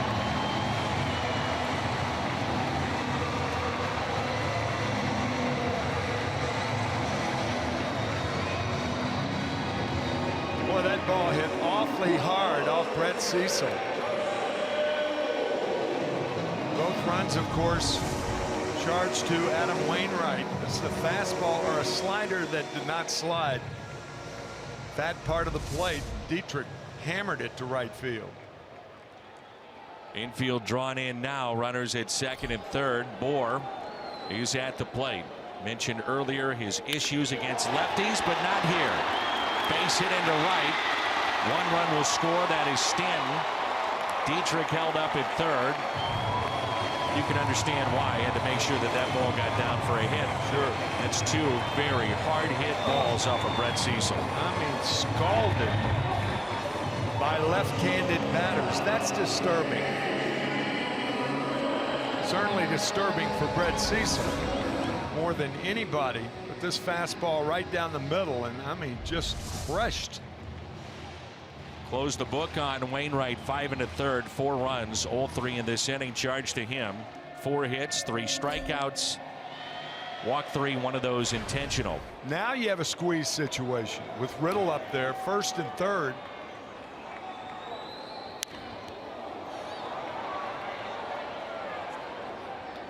Got a 3-run lead also.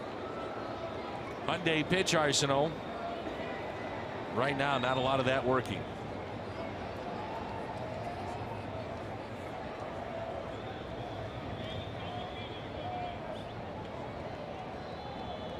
Here's the 0-1 pitch.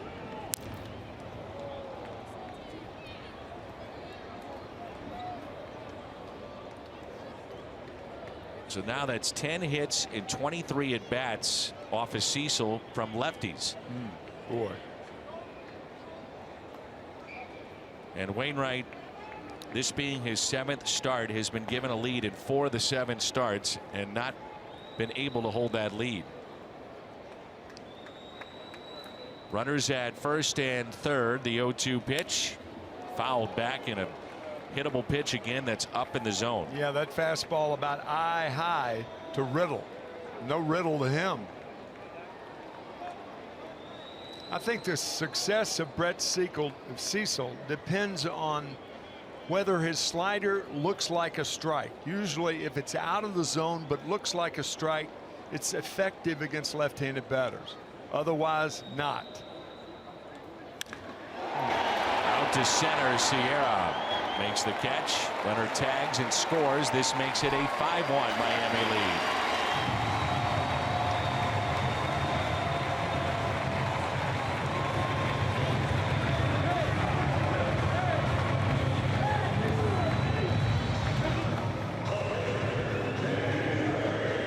That's now 3 hard hit balls by left-handed batters.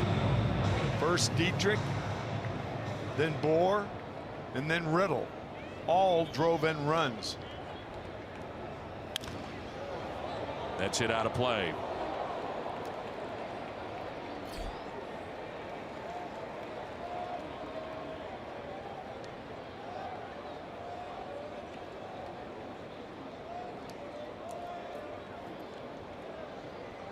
The 0-1. And I think when you look back at it, you know, the play was walk Stanton, bring in your lefty. You signed to a 4-year deal specifically in many instances to get lefties out. That's right. 0-2 pitch. And it's 1-2 on Straley. But you know, opposing hitters are going to say, with Cecil, you've got to make him get the ball up. And he has this inning. And not a lot good has happened. 1-2 pitch.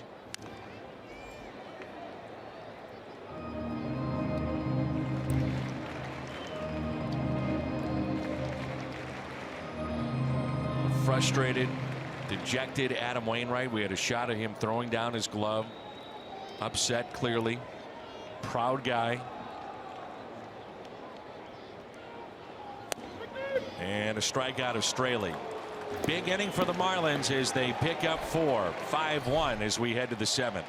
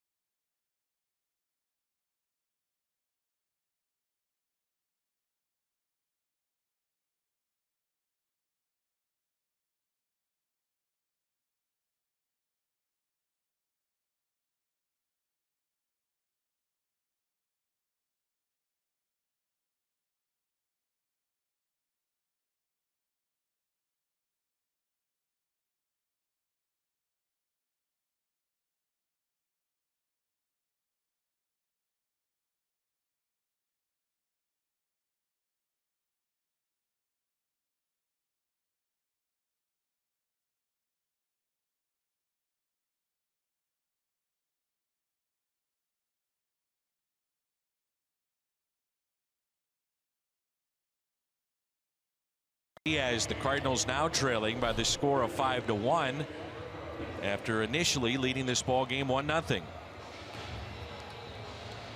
Gateway Honda home run inning. Cardinals hit a home run. The Gateway Honda dealers donate $1,000 to the Make-A-Wish Foundation of Missouri. Been a few missed opportunities in this game for the Cardinals. One of the big ones was back in the 4th. Jerko up, runners at first and third, only one out, and bounced into a double play. And a fastball taken inside. Mentioned last night, the Marlins have 3 saves this year. That's it. Not many save opportunities. After having 55 and 84 wins last year. Yeah, that ball's low. Jerko thought the same. 1 ball, 1 strike. So Straley pitching into the 7th. And it's 1-2.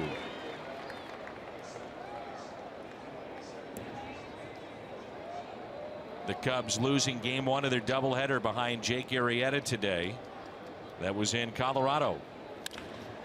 Puts it in play, hit to short, Riddle to his left, and there's one away.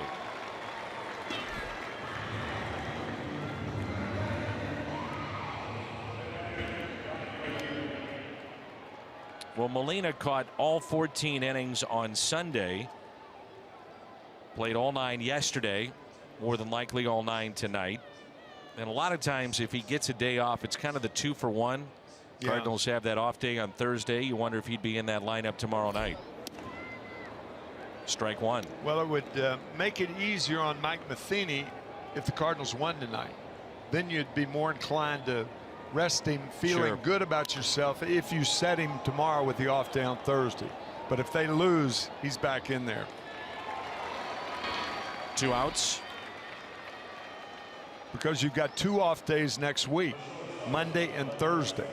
Red Sox in town, and then the flagging, and I mean, I guess fledgling San Francisco Giants.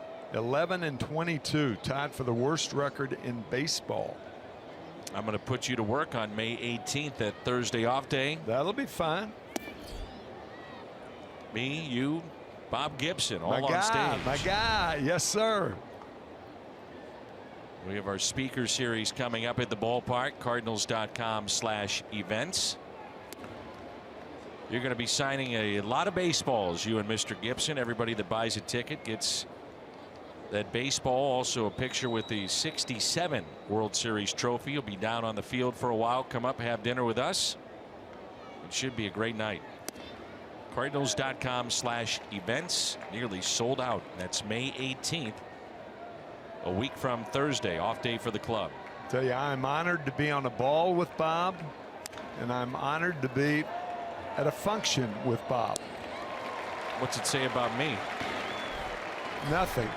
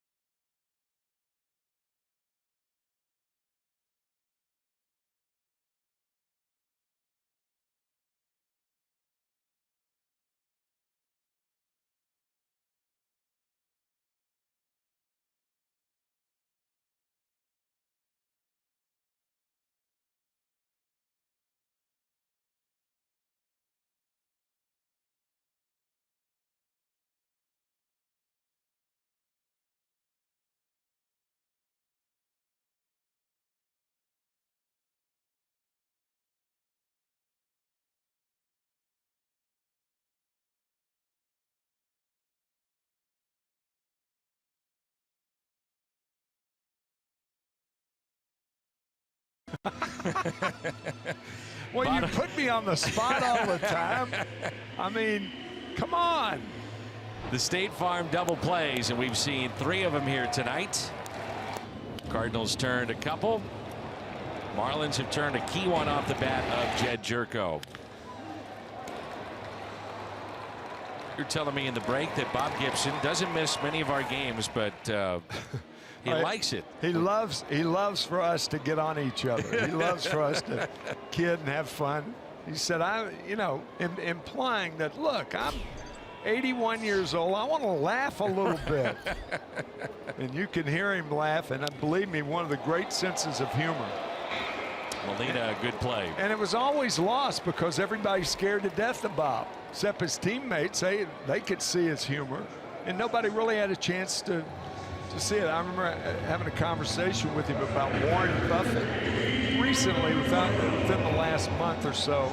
And I said, you know, the unbelievable thing about Warren Buffett, he is so clear in his explanations. And Bob thought a minute and he said, you know what? That's what I've always tried to do, is to be as clear as I could in my explanations about one thing. But he said sometimes it rubs people the wrong way. That's not true anymore. Everybody kind of understands Bob at once. You know, is that a fair statement? Sure. I mean, you can be blunt and be fair. But he's clear. Yeah. And he makes himself very clear. And anyway, you can have a chance to have fun with Bob, as I will and Dan will next Thursday. It's going to be a lot of fun. Oh, yeah, a lot of fun. Bob based in Omaha, where he grew up. Warren Buffett in Omaha. Right. Are those two pretty close? Oh, yes. They've been friends for 50 years or so. That's great. Yes. Matt Bowman, the new pitcher. Brett Cecil, 2/3 of an inning, as he gave up a couple of hits and a run. The Hyundai pitch arsenal with Bowman.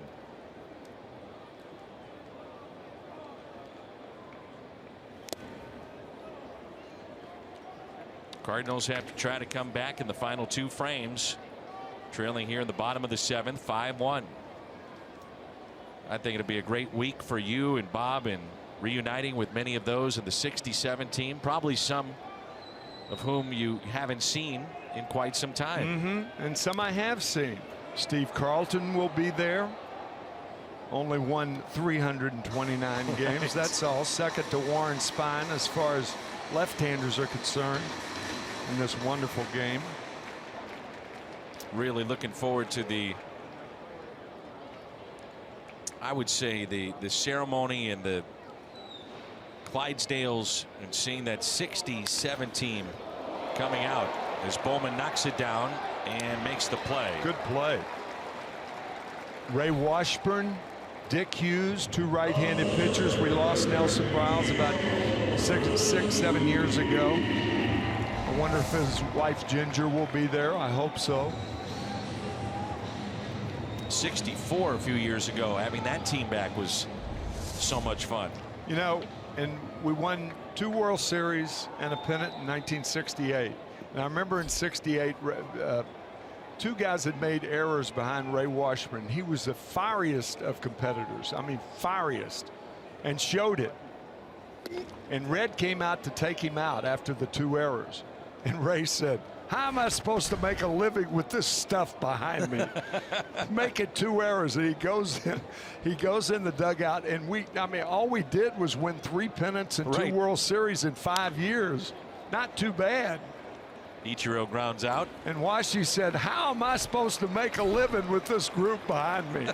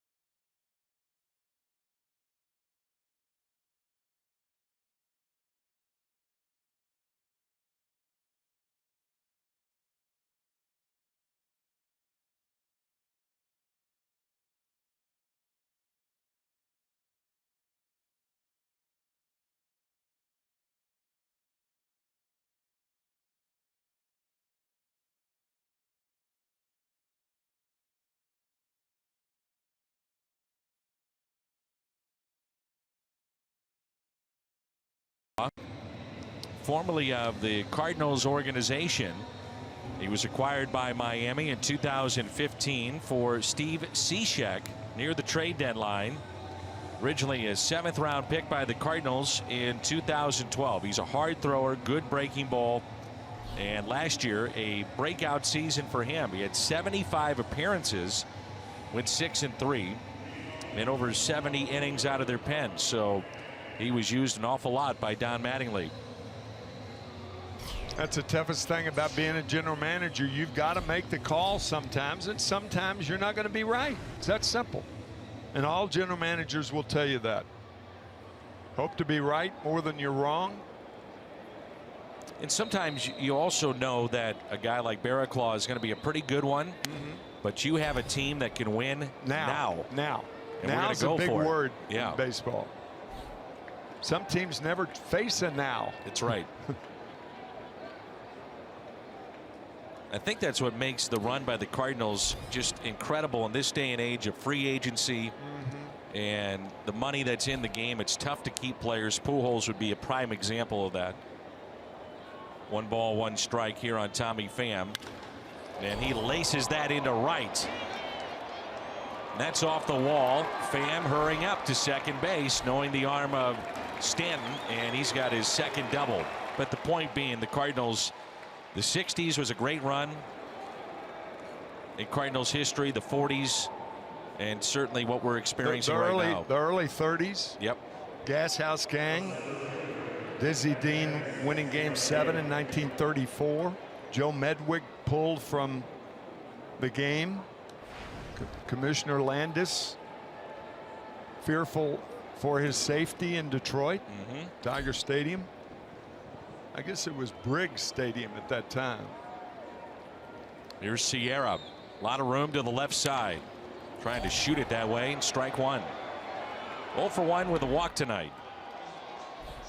Well, to give you an idea, the Florida Marlins, or the Miami Marlins, I beg your pardon, little Freudian slip there, have not been in the postseason since 2003. The Cardinals have been in since 2003 9 times. It's incredible.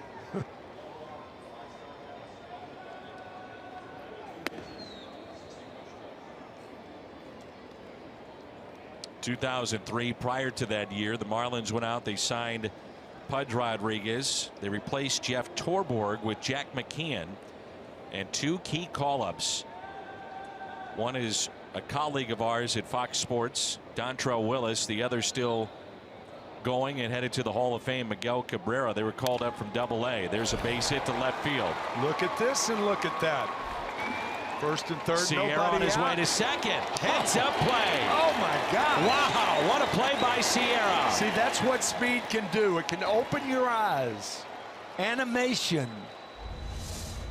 Ozuna just took it for granted he would stop. How many children are mesmerized by Disney? Animation.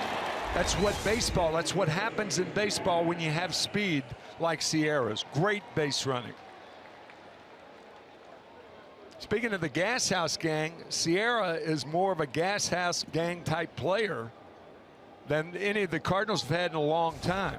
The Kubota power stats, this spot in the lineup, the 9th spot. You think about all the pitchers that hit in this spot, the double switches, and the Cardinals have been producing one way or another from the 9th spot in the lineup.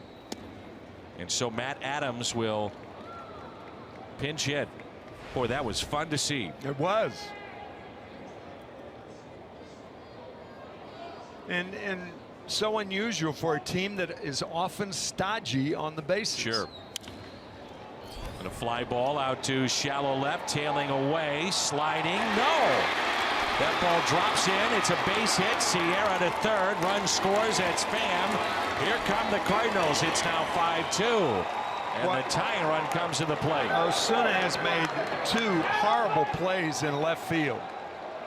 He threw to the third base cutoff man when Sierra got the hit to left. And now when Matt Adams, he had a chance to go to second. Matt Adams not a fast runner. So now it's second and third and still nobody out.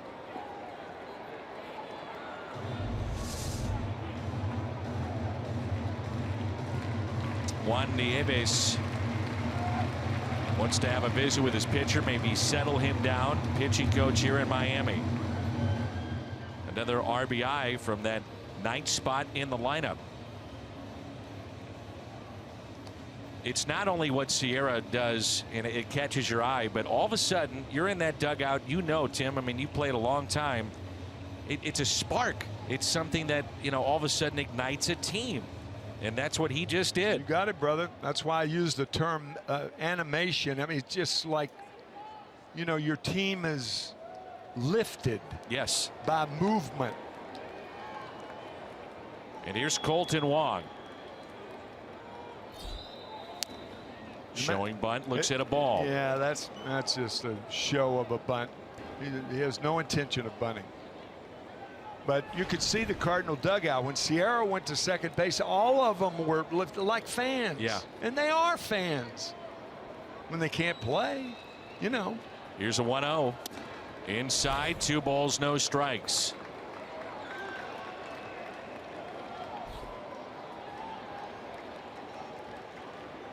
energy, a spark.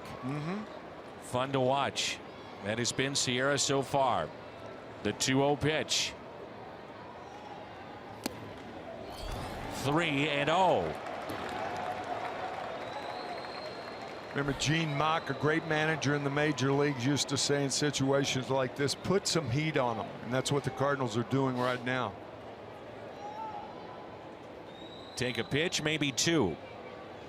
Certainly one. He walked him. Bases are loaded.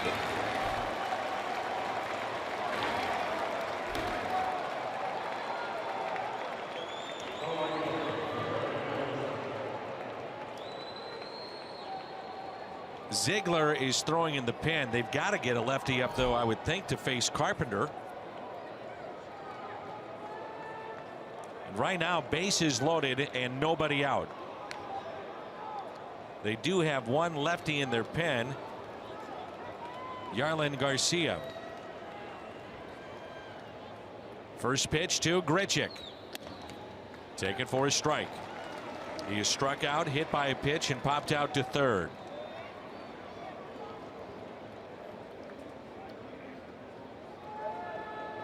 And just as we say that, a lefty starts to at least throw. Garcia. Here's the 0-1. Inside. Inning started with a double by Pham. Sierra, the base hit, took second as Ozuna was just sleeping out there and left. Base hit by Adams, RBI. Wong the walk. And a 1-1 pitch to Grichuk.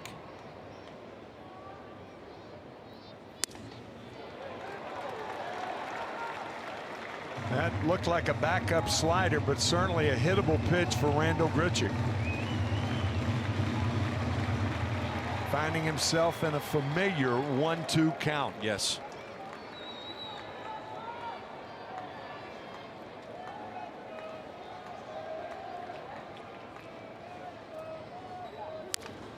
Tapped foul.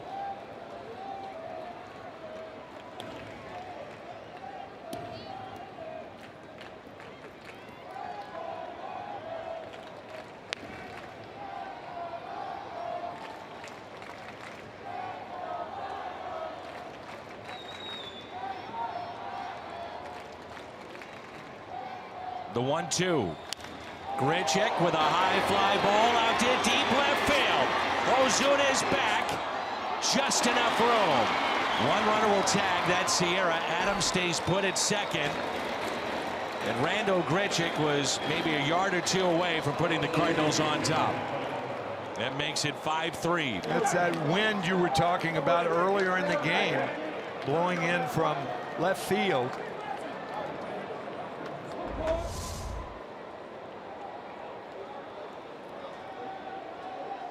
Ozuna feeling for that track, hoping it comes up belatedly, because that would mean that the ball's staying in the ballpark.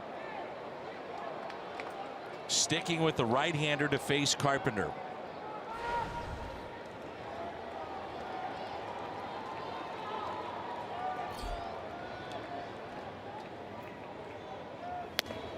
First pitch is strike. 5-3 are scored. Top of the 8th. Runners at first and second. Adams did not tag up at second base. You can see Wong, who's at first, wanted to tag up, but he had to wait to see if Adams would go to third.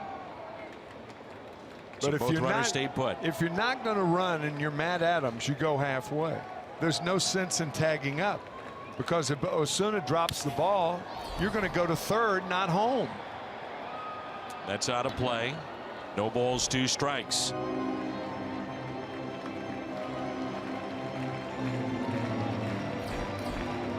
Cardinals would tie this game up, take the lead. You're looking at Rosenthal, if not more than likely Jonathan Broxton, who's getting loose on the left.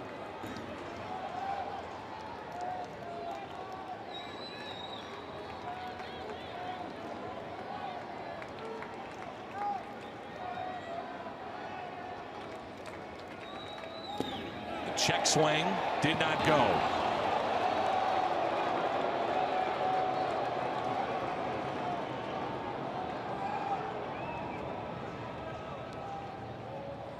Plaza Tire Service replay.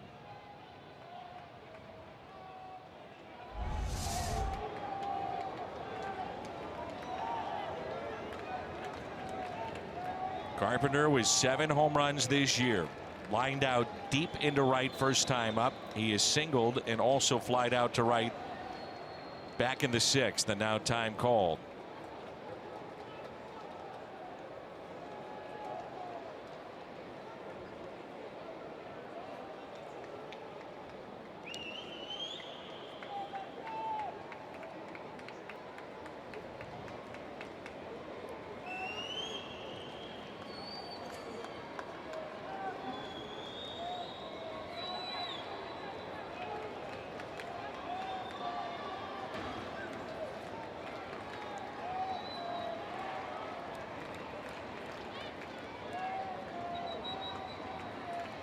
The 1-2.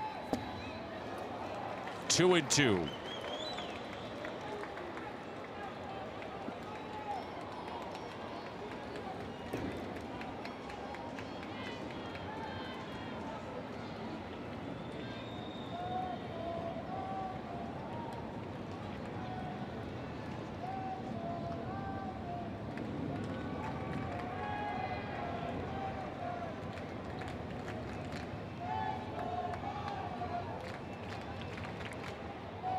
The 2-2. Wow. Wow. 3-2.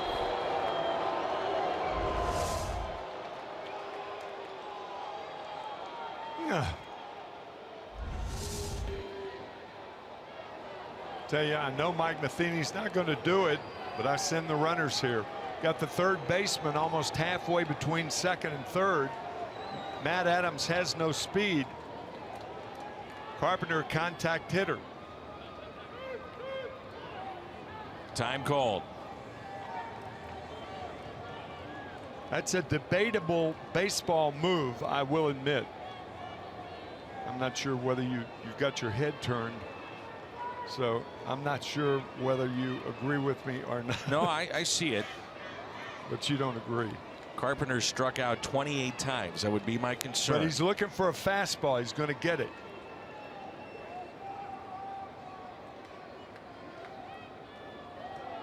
We may never know.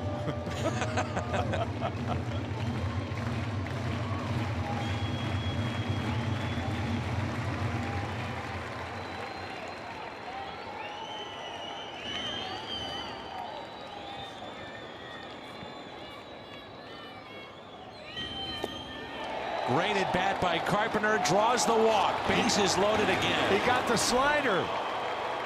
How about that? 0-2. Slider, fastball misses. Might have been a strike. Tim Wallach's got to make a move. What a fascinating game this has turned out to be. A fascinating 8th inning here for the Cardinals. Great at bat by Carpenter. We're not trying to make too much of it, but this inning has been fueled by Sierra. I totally agree. You have Ziegler, who is loose. He's hot. He's ready. And Tim Wallach never said, hey, I'm taking the ball from you. Take a look at this. He thinks, okay, I'm probably out of the game. Here, Tim. Here you go. Whoop, nope. Okay. All right. Let's talk about it. That's funny. I don't think I've ever seen that. Tim said, wait a minute. Wait. Whoa. So now he is out. Yeah, well, if a pitcher is giving me the ball, I'm taking him out.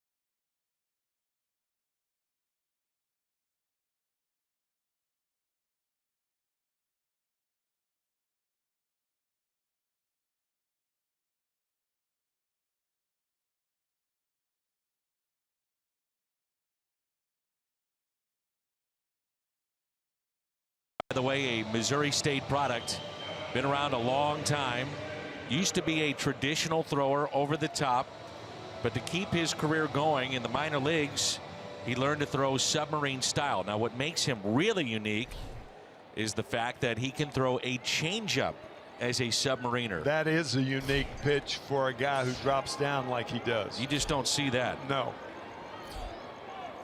Jerko, base hit into left. One run is in. Here comes Wong. The throw to the plate cut off. The Cardinals have tied it. Jed Jerko, first pitch, base hit, 5-5.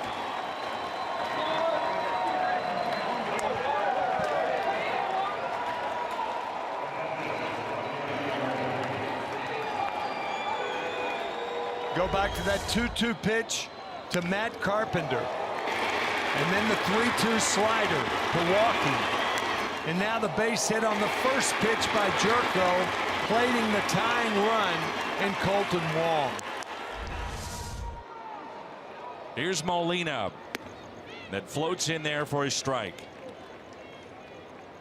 The Cardinals with 4 runs and still going here in the top of the 8th to tie this game up at 5. Wow, did this game turn on a dime in the top of the 8th. Man. A 1 pitch. And a base hit could put the Cardinals on top. Carpenter, your runner at second base. The one thing, if you're Yachty, you try not to pull this guy. Almost think it's the perfect matchup as well as he goes to right field. Yeah, right. He wants to pitch you away, go that way. Yanks that one.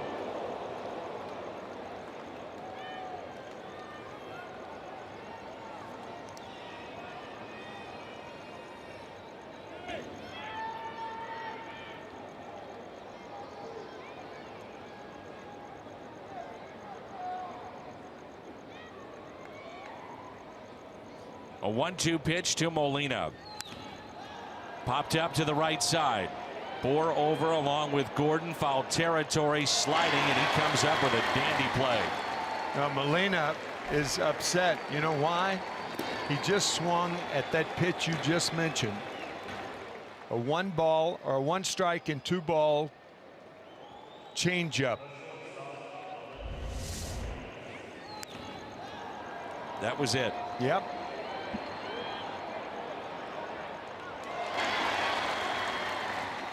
Aledmys Diaz is 0 for 3. Runners at first and second. This might be a tough guy for Diaz to face, as much as he chases recently pitches out of the zone down and away, and that one Ziegler got away with. That was a hanger. That pitch designed to be low and away and hung up in the strike zone, and Diaz fouled it back. Carpenter is not a fast runner at second base, so anytime there are 2 outs, you want to take an extra lead. You've got to cheat somewhere, and you can't cheat with your speed, so you have to do it away from the base at second base. 0-1 pitch, reaching for it and popped it up. Catcher wants it, has it. Real Muto. Big inning for the Birds. They tie it up with 4 runs here at the top of the 8th. Started with Pham, then Sierra. Great base running play. Matt Adams off the bench. Wong the walk. Grichuk a sac fly and a big hit by Jerko. 5-5.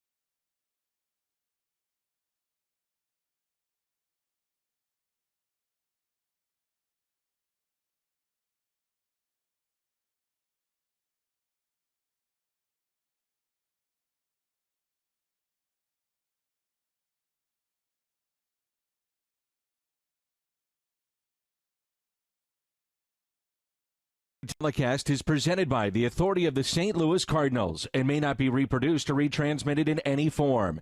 And the accounts and descriptions of this game may not be disseminated without the express written consent of the St. Louis Cardinals. St. Louis Cardinals baseball brought to you by Bud Light, famous among friends, and by Ford, the official cars and trucks of the Cardinals. The Cardinals have come back. They've tied it up. Rosenthal in the game. And a good fastball to Marcell Ozuna at triple digits. Telling someone the other day, when Trevor Rosenthal comes into a game, often it's the first 2 or 3 pitches that dictate how he's going to do that night. If he throws strikes right off the bat, he has a good outing. Totally agree, and I kind of equate it to at least, last couple of years to Colton Wong. Makes a good play in the field, probably a good night at the dish, or vice versa. That's a good comparison. Yep. Here's an 0-2 pitch. All fastballs.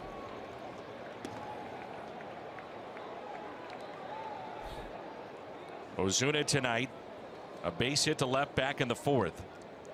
He is 2 for 4 against Trevor Rosenthal. Adam Wainwright now off the hook in this game.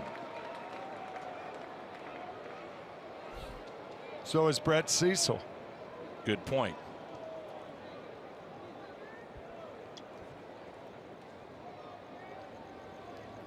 The 2-2 pitch.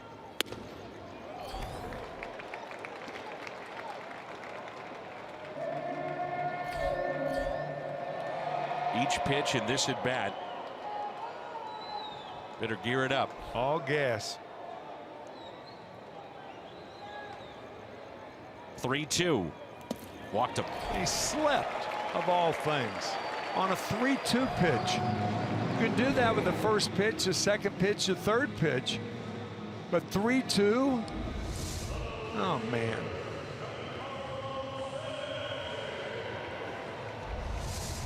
I don't know whether he lost footing with that left foot or lost his balance or, man.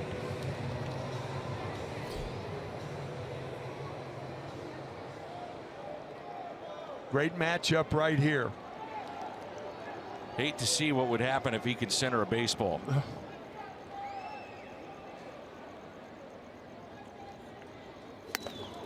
Wow. If I'm Jed Jerko, I'm backing up right now. If he bunts, fine. Oh. And he's not bunting. Oh, my goodness.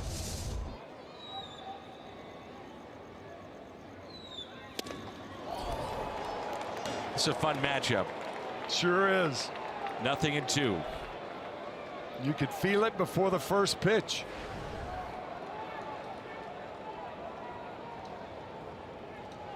Trying to homer in 4 consecutive games for the second time in his career.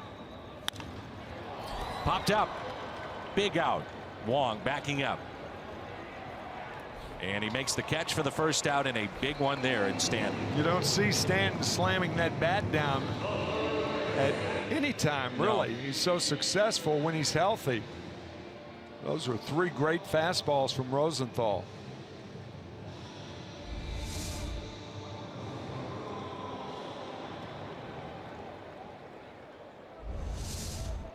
Yeah, usually pretty measured one way or another. Yeah.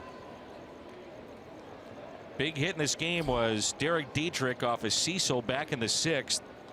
A double that scored 2. Check swing. Strike 1. He was hit by a pitch back in the 5th.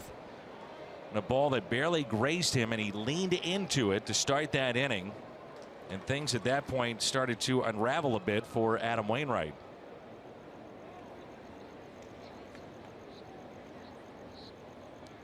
Here's an 0-1. Fastball at 100, and he just missed. I've talked to Yachty about all these hard throwers. He'll go through 2 or 3 gloves a year because of this. Guys throwing this hard.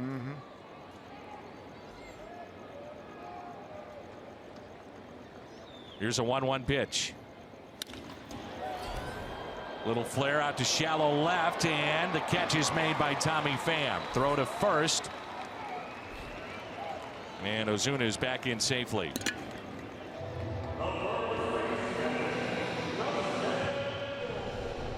I think this statistic, which is remarkable and shows how base runners can be wild at first base, meaning they can round the bag at first or whatever. Pete Rose told me this. Make a left fielder throw behind you when you hit a ball to left field. They never do. You know when the last assist was in the major leagues? 7-3, 2007. Wow. That's a long time ago. 2007. So that proves the point. Yes. So if they're not going to throw behind you, why do you start unraveling your stuff on your arms and everything by stopping at first and send the first base coach back to the bench with 7 or 8 things that have been on your body? Back to Rosenthal. Steps in, throws, sends us to the 9th. Sorry. Well, I liked it. Yeah. We'll keep going. We'll talk about it during the break. You good with that? I'm fine. Pham Sierra and a pinch hitter coming up.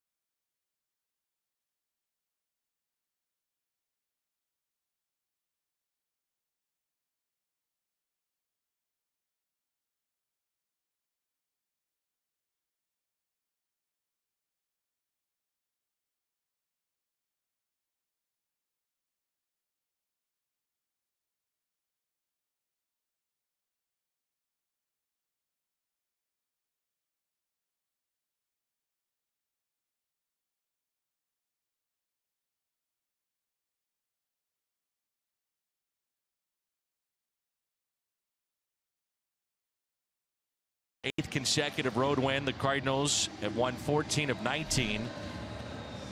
That's the best record in the big league since April 17th. Tie game at home, you bring in your closer. That's A.J. Ramos. Not many opportunities to close. And Ramos will appear for the 13th time. And when right, he's very, very good. Longtime setup man for Steve Cishek. And then Ramos put into that closer's role. It'll be Tommy Pham, then Magneuris Sierra. Dexter Fowler, just looking down at the Cardinals dugout, has grabbed a bat, has a helmet on.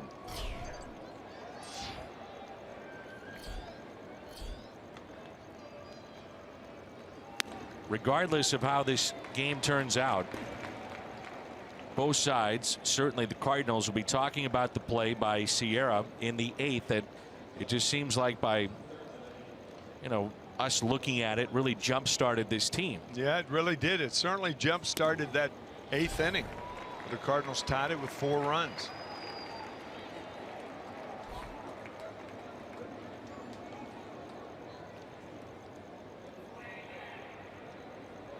Oh, 0-2 the count. The rally against Barraclough in the 8th began with a Tommy Pham double. His second double of the night as an RBI and a run scored.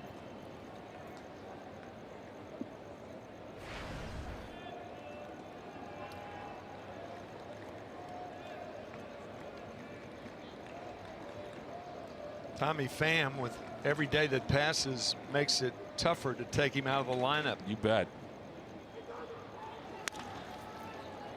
Hit to short. JT Riddle makes the play for the first out.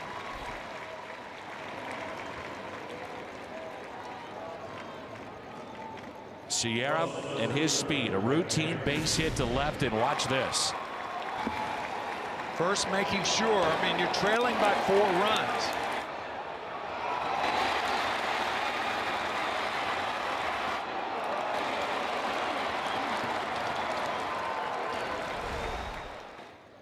This is only Ramos's second appearance in the last week.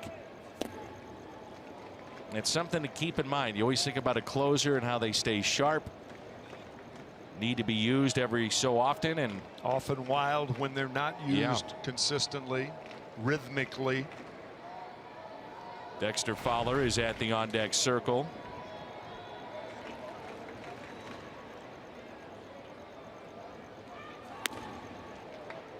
A ball and a strike.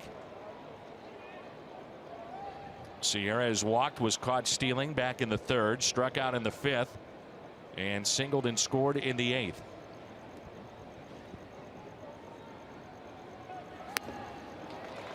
I can't remember the last time the Cardinals had speed like this. I'm not sure if you have to go back to the 80s teams, but recent memory, no one comes to mind. Of course, Willie McGee, Ozzie Smith, Vince Coleman back in the mid-80s. 1-2 pitch, puts it in play. Ramos knocks it down, throw it to first, and threw it away. Sierra racing to second. He'll stop there. The speed again comes into play. Go ahead run in scoring position. And once again, a pitcher's throwing error. How many times have we seen that this year? In past years, the 2006 World Series, where the Detroit Tigers had 5 pitchers that made 6 errors in the series, won by the Cardinals in 5 games.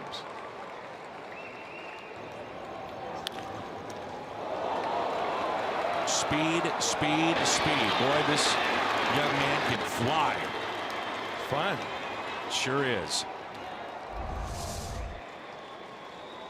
So Dexter Fowler, we saw him pinch hit really out of necessity on Sunday in the 14-inning game. As Jim mentioned in his report earlier, getting him back in the lineup, more a question about his arm and throwing more so than hitting the baseball. Base hit would put the Cardinals on top. I guess that was scored a hit and an error. I would think so, right? Yeah. And it is. So the 8th hit of the night for the Cardinals, and an error on Ramos, the first charged in this game. So it's another 2-hit game for Sierra. Yeah.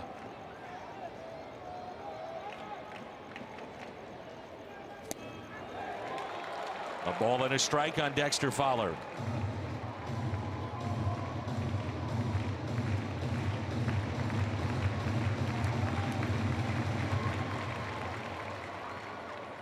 Isn't that always the case, that graphic? Non-save opportunities with a closer, and the ERAs 4, 4.5, 5. Oh, yeah.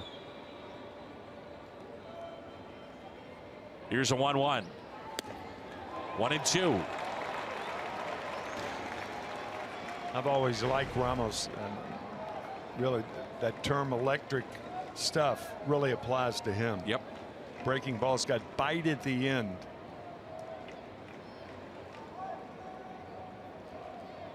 The switch hitting Fowler at the plate. The 1-2 pitch.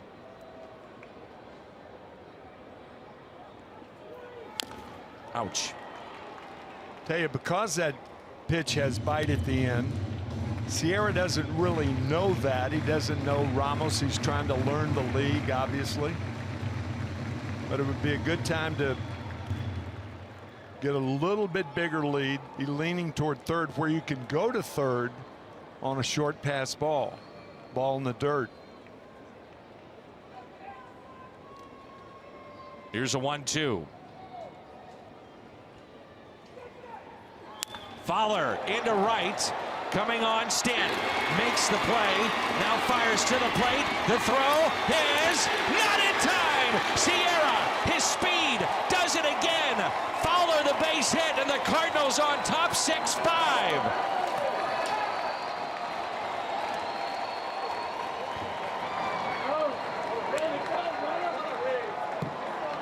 grown men become children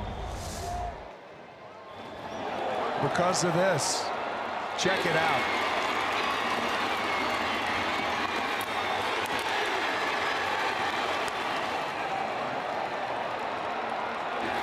One of the best arms in baseball in right field.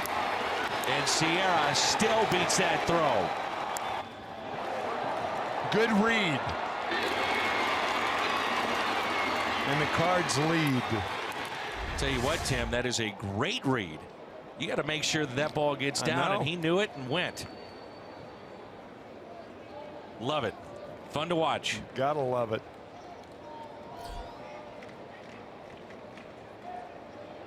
What a fun game this has been. Terrific. Follow your runner at first, and with that, O starts to throw in the bullpen, and a swing and a miss by Colton Wong.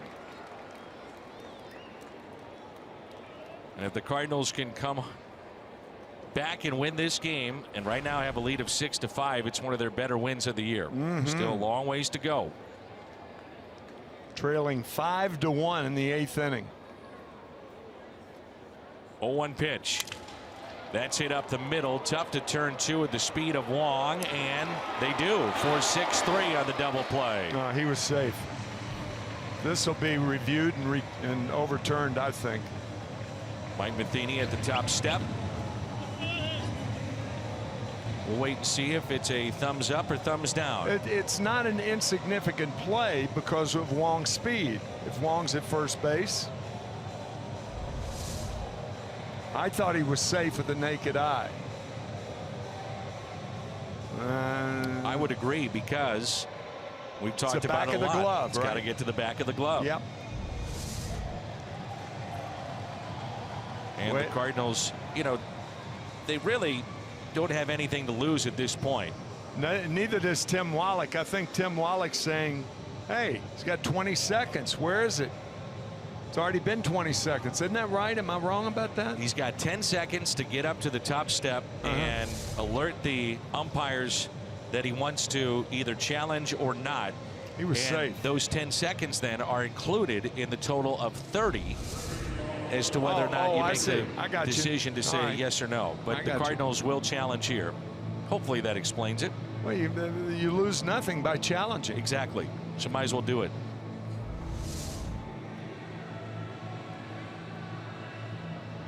I think he's safe. I do too. Oh. And now I say maybe not. That's how close these plays are. I could tell you this, if I had to argue with the guy holding the microphones there in the middle, I wouldn't challenge anything. Bad looking dude, isn't he? He'd say, hey, get out of here. That's enough. We're not challenging anymore.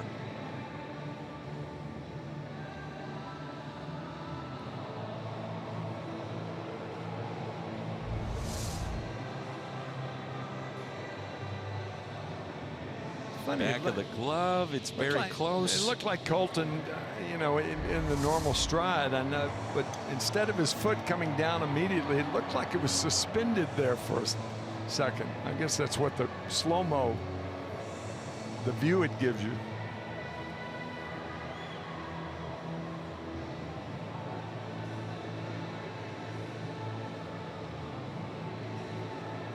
One way or the other, make a call.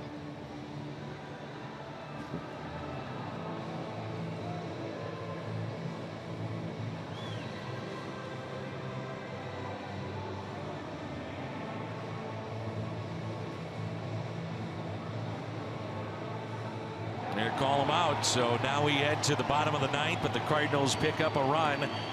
It's another pinch hit RBI in this game, and it's by Dexter Fowler.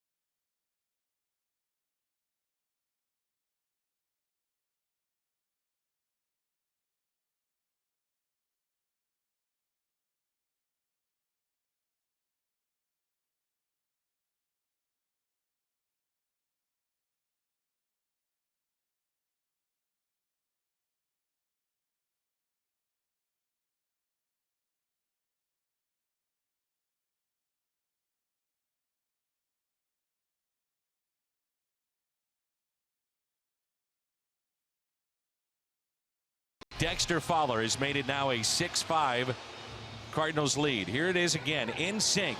The base hit to right, had to make sure it would drop. It did. The great arm by Stanton in right field made this close. He avoids the tag and the slide at the plate. It's another thing of what speed will do for you. You notice how Stanton tried to charge the ball. It was an in-between hop he had to handle. And the way I look at it, that's the reason for his throw down the third baseline instead of on the plate. Sure.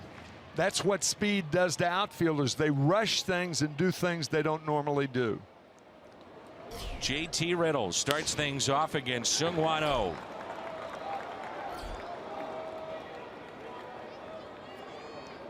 And while his speed has given the Cardinals a 6-5 lead, it was the speed of Sierra that surprised everybody in the ballpark on a routine base hit to left, including Marcell Ozuna, that by our opinion or our judgment really jump-started this offense. Yes.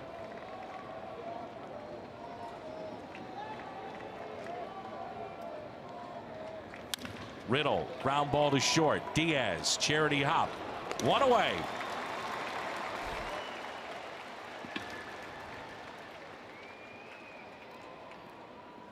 O pitched a couple of times over the weekend against Atlanta.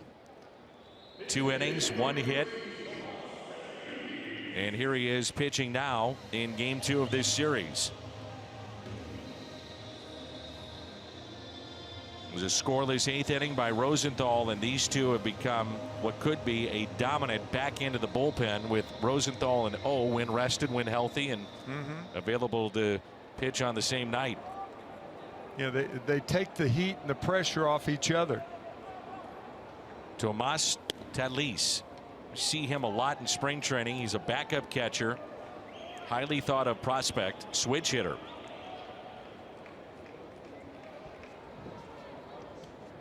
One-0 pitch. Fly ball out to left. And making the play, Tommy Pham. We talked about it last night, and again there, looked like he was battling the lights a little bit and made the catch. I don't think there's any question about it. Said that for last night's game. He did that kind of ducking down under the lights to make a catch lower than he would normally make. Here's D. Gordon. Seung-Hwan Oh, an ERA of 1.30 on the road since he's come into the big leagues.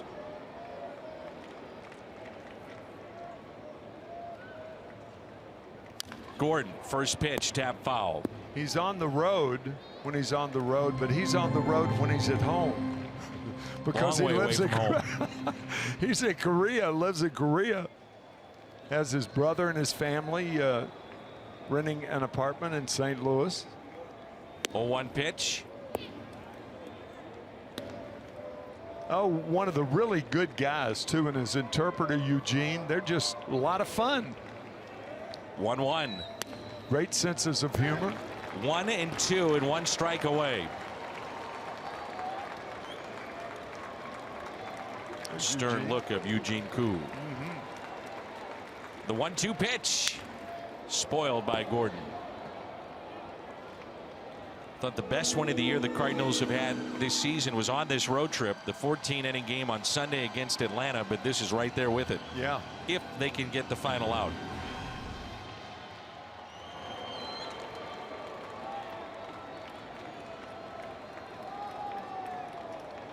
The 1-2. The fly ball that's hit out of play. Now, the one thing you don't want to happen is what happened to Tommy Pham back in the 3rd inning. That ball dropping in front of him. If you're an outfielder and you've got a guy like D. Gordon, you try to, in the off field, you try to make him hit the ball over your head. He won't do it. Slapped foul. See, Pham is very close to the left field line and also fairly shallow. Fairly. But you're right, earlier in the game you're much more in.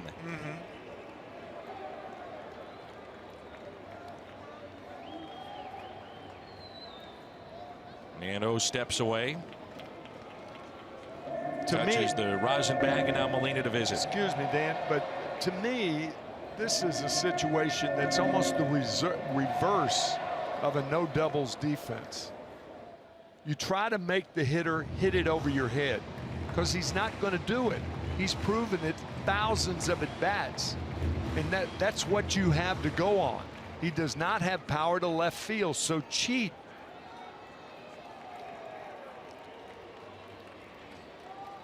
The 1-2 pitch. Fouled back. You see how he's swinging. He has no authority with the swings. He's trying to dump one into left center field, down the line, center field. That last pitch at 95 by O. One of his hardest pitches of the year. Pitch number 8 of the at-bat. 2 balls, 2 strikes.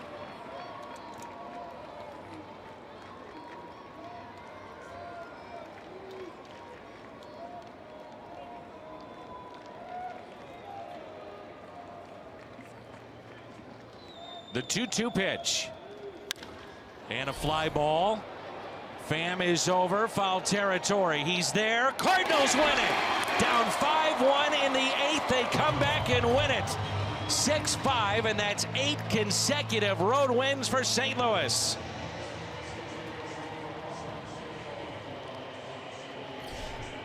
Magneuris Sierra, our Budweiser player of the game, 2 for 3. Couple of singles, a walk, and 2 runs. You say, well, what's the big deal? This is the big deal. It His really speed. is. It's a real deal. That ignited the club in the 8th. Eventually, he would come around to score. Part of that 4-run 8th for the Cardinals. Reaches on an infield hit. He's at second base. Dexter Fowler off the bench. The second pinch hit. RBI single for the Cardinals. And he scores against one of the better arms in baseball.